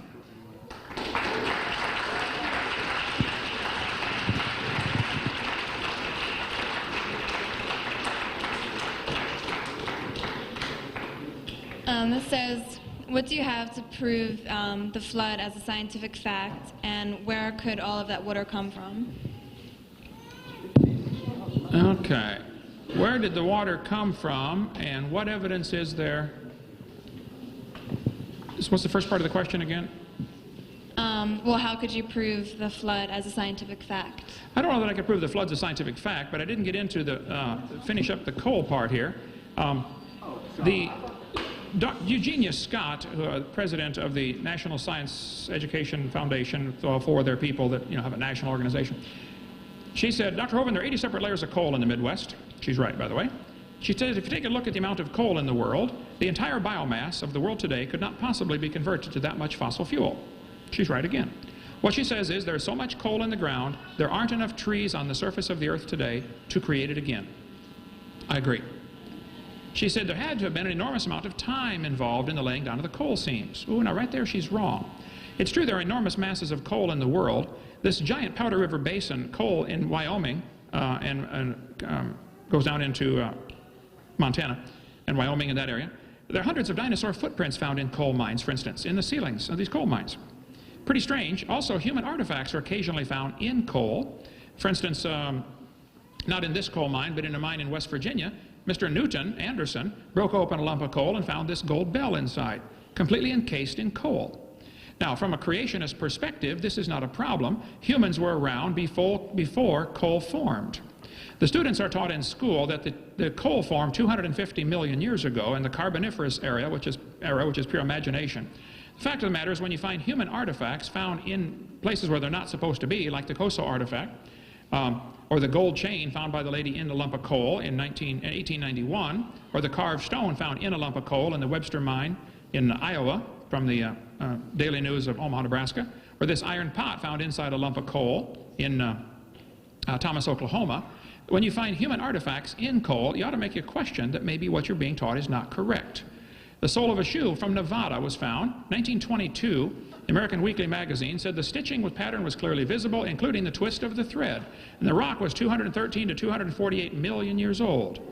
This is a clear case where somebody's preconceived acceptance of an evolutionary theory is an obvious hindrance to any intelligent research. When you find a sole of a shoe in a lump of coal, you ought to conclude humans were there at the time the coal was formed. To me, that doesn't take any brains to figure that out. But as far as not finding, oh, we're going to run out of time here. Fossils, the second part of the question I missed. I forgot it already. What was it? Where'd the water come from? I think there are three sources for the water in the time of the flood of the days of Noah. The Bible says the earth was founded upon the seas. It was actually, there was more water in or under the crust of the earth. Today, the Japanese scientists a few weeks ago just published in a magazine that there's probably more water in the deep crust of the earth now than there is on the surface right now. More water in the earth than on the earth, in all the oceans together. That would take me a minute to get to that, but the three sources for the water, I would say, according to Scripture, would be there was water above the atmosphere, according to Genesis 1:29. I can find that one real quick. And then there was water under the crust of the earth, again, according to Psalm 133 and Psalm 136, and I'll show you here. Let's see. Water under the crust of the earth. There we go. Psalm 24 says, the earth is the Lord's. He founded it upon the seas and established it upon the floods. Psalm 36 says he stretched out the earth above the waters. I think the original creation had a layer of water overhead to protect them, which is the only way you can possibly explain the existence of giant fossils that are found, giant fossil cockroaches that are 18 inches long that simply can't survive today. Giant fossil insects of all kinds are found. Giant fossil reptiles called dinosaurs are found. And giant humans. These things would thrive in the pre-flood conditions when there was water above the atmosphere. This water all came down at the time of the flood in the days of Noah, and the water underneath came to the surface when the fountains of the deep broke open. So all of the water for the flood came from up above or down inside, and it's still here. People say, where did the water for the flood go? Well, it's still here. The oceans are gigantic. I flew over to Pacific, and I told one of the guys in my office, I said, man, the Pacific Ocean is huge. He said, oh, that's just the top of it.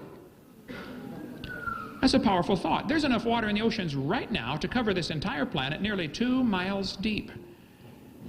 There's plenty of water out there to cover the world. I think that after the flood, the Bible teaches pretty clearly that the mountains arose, the valleys sank down, the crust of the earth flexed up and down, the high places became mountains, the water rushed off and became oceans, and the water for the flood is still here. There's an awful lot of earth, planet Earth, that's basically wasted real estate underwater as far as humans are concerned, and they're finding all sorts of cities underwater. 30, 40, 50 feet of water, 150 feet in the Black Sea, cities found. I cover all that in my seminar part 6 of how do you explain these underwater cities. And the water level was lower because the ice caps were bigger, but that's a seminar part 6 all about the flood, what caused it. Okay? Shut it off there. Would you like to have a rebuttal? That was really bizarre. That's the best I can ever say about it. Look, one can wave one's hands. He can quote all the people he wants to quote who at one time or another may have said something or said something else. Science works in a certain way. Testable hypothesis, all right? Now, he's made some claims. Fine, he can make all those claims. Says, oh, this is because, the coal comes from, it was there when humans were there because there's artifacts in the coal. And I say, boy, I wish I was a coal miner. I could be collecting those old antiques, go on the Antique Roadshow and make some money. Come on. When you're talking about fraud, and he can rant and rave about somebody pinning some moths on a tree trunk because he wanted to get a good picture, and then he accepts that somebody found, what was that, a golden bell or something in a lump of coal? I'm sorry, give me a break. Okay. And this is the final question for tonight, and it's Dr. Weisenburg. And it says, what Bible did you get your quotes out of? My Bible, actually, I downloaded off the internet, and I couldn't tell you because, it's a Bible version, and I know there are different versions. I'm not aware how many. That's for scholars of theology, I guess, to tell me. The issue, of course, that the creationists will never deal with, particularly the fundamentalist Christian creationists, is how we would ever resolve and test the different creation views. Creationists don't want to accept any of the evidence from evolutionary biology. That's universally accepted by scientists. And I'm sorry, it is universally accepted by scientists. They don't want to accept that. Right? So they come up with their own story, and I say, fine, I gave you a challenge. Give me some kind of test, because there's other creation theories, there's other Bibles, there's other holy books, right? And I don't know. I don't know how to choose. You got to give me some predictions, then you got to go out and dig up some dirt and find some evidence. You got to date some rocks, you know? You say it's 6,000 years old, prove it with some kind of evidence where you date the rocks. Evolutionists are dating the rocks. They have their techniques. They agree on it. They accept it. All the geologists, physicists, and chemists accept it. Well, that's for the creationists. And until they do that, until they can come up with something, anything, which will allow their theories to be tested, you cannot make science simply by attacking somebody else's hypothesis or theories. I've been a scientist, and I know that. If you don't have a better theory, and you can't provide evidence for your theory, right, and have it peer-reviewed, then you're not a scientist, and you shouldn't be in that place. Look, I would not want to go into your church, your place of worship, right, and say, excuse me, you're a tax-deductible organization. I have a right to come in here and teach your children that there is no God, right? And I would no more do that than the creationists should do what they've been doing. And I think that's really the fundamental problem. Let religion stay in the churches, in the home, in the family, where it belongs. Okay, and we're gonna end with giving Dr. Hovind a rebuttal. He mentioned 6 or 7 things here. Let me get as many as I can. He's mentioned about the church, being tax deductible. I'd like to point out this university is also tax deductible. This, and you're preaching one religion right here, the religion of evolution. It's worse than tax deductible. It's tax funded. Okay, you have both tax deductions. They don't pay tax on this tax on this property that this building sits on. They also get paid to build this building by tax dollars. So you have a real serious problem. Churches may be tax deductible, but they're not funded by taxes. So you have 2 strokes against you there. Secondly, you mentioned about better, I didn't get to finish to write your quote down here. Let me skip that and watch the tape. You mentioned about other holy books. I stick with the King James Version of the Bible for multiple reasons.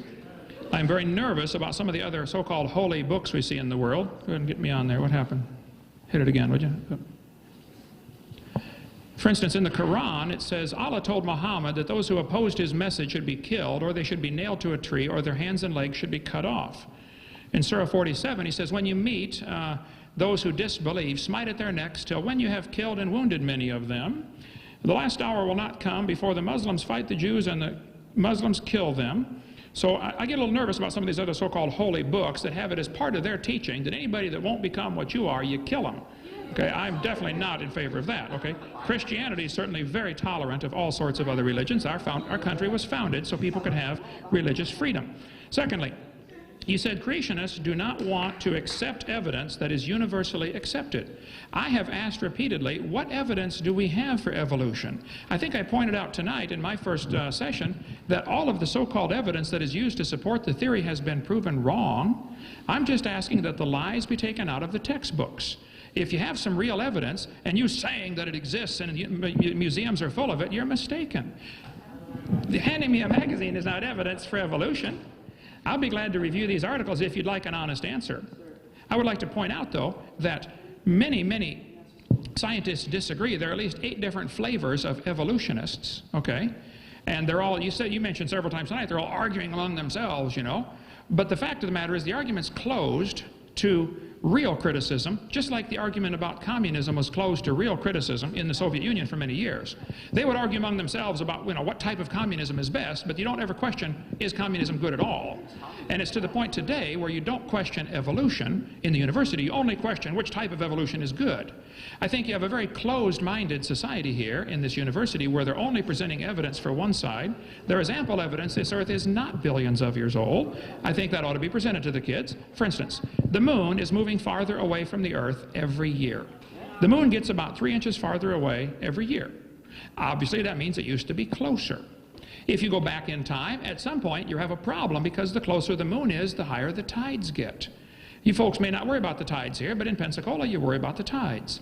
The inverse square law makes a real serious problem. Actually, about 1.2 billion years ago, at the current observed rate, the moon would be touching the Earth.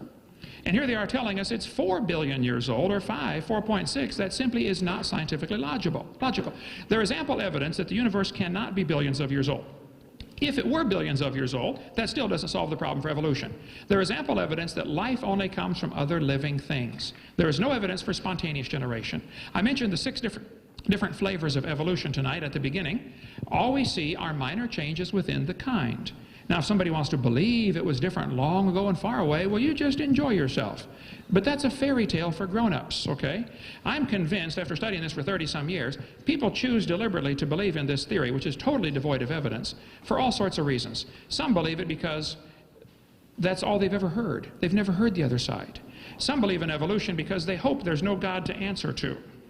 Some may have social-political reasons because evolution is the foundation for communism and Marxism and Nazism. We cover that for 2 hours on videotape number 3. Some simply don't want God telling them what to do. Now, you do whatever you want, but Judgment Day we're going to find out who's right and who's wrong. I am convinced the scientific evidence points to a recent creation 6,000 or 7,000 years ago, a global worldwide flood in the days of Noah, which represents God's authority to judge his creation, and he's coming to judge it again, whether you like it or not. Be ready for that. Thank you so much. We hope you enjoyed this debate. This is Kent Hovind in Pensacola, Florida. I really enjoy doing these debates at universities because I think it's only fair that students see both sides of this extremely important topic of creation and evolution. All they're getting is one view. They're being brainwashed. They're being indoctrinated, not educated. If you're a student and watching this tape and you'd like to set up a debate, I'd be honored to come debate at your university. I'll take on any professor anywhere. If you can call my office and set up a time, we'd be glad to do that. Or I'll be glad to do a telephone interview with your class. If you can set up a system where I can answer questions with an entire class by phone, you can call. We'll do that through my cell phone or whatever. I'll do it anytime. I want to be helpful to students that are being indoctrinated in this one view. If you're a professor and you're watching this tape, I'd be honored to come speak to your class. I don't charge anything for my seminars. I'd be glad to come if I'm in your area. I'll take any questions any students have. I think it's really a wise thing to do, to educate students, to get them to see both sides. None of our material is copyrighted. If you'd like to get our materials, we have lots of videotapes on creation and evolution, and I think you'll find it very helpful. If you are watching this tape and you've not trusted Jesus Christ as your Savior, nothing else matters. It doesn't matter how much money you make or how big a car you drive or how big a house you have. The Bible says without Christ you're lost and you're going to hell. The Bible says God is angry with the wicked every day. God absolutely hates your sin and my sin. But see, mine has been forgiven. I'm still a sinner and I deserve hell, but it's been forgiven. That's the difference. And that's what he wants for you. If you've not trusted Christ as your Savior, you need to do that right now. Basically, it amounts to a simple confession that you've confessed to God, Lord, I have sinned. I have broken your laws. I've sinned. I've disobeyed you. And if you don't believe you have, then you're really deluded. Okay, read through the Scriptures, read through the 10 Commandments in Exodus 20, and you'll see you've broken God's laws. And then you say, but Lord, I believe you died for me, and I'd like you to forgive me and save me. February 9th, 1969, I prayed a simple prayer. I said, Lord, I am a sinner. I know I deserve to go to hell, but I know you died on the cross to pay for my sins, and I'd like you to forgive me and save me right now. And on that day, Jesus Christ became my Savior. Now, I've been trying to grow and be a good Christian and be a good follower of His. Don't always succeed at that, but that's the goal now, is to grow, to be a good Christian. You don't grow to become a Christian. You become a Christian by getting born again. That takes a few moments of receiving Christ. Growing takes a long time. And we'd be glad to help you in your Christian growth. If you have become a Christian, give us a call. Let us know. If you can be any help at all, don't hesitate to contact us, and feel free to use our materials to draw others to Christ. Thank you so much for joining us.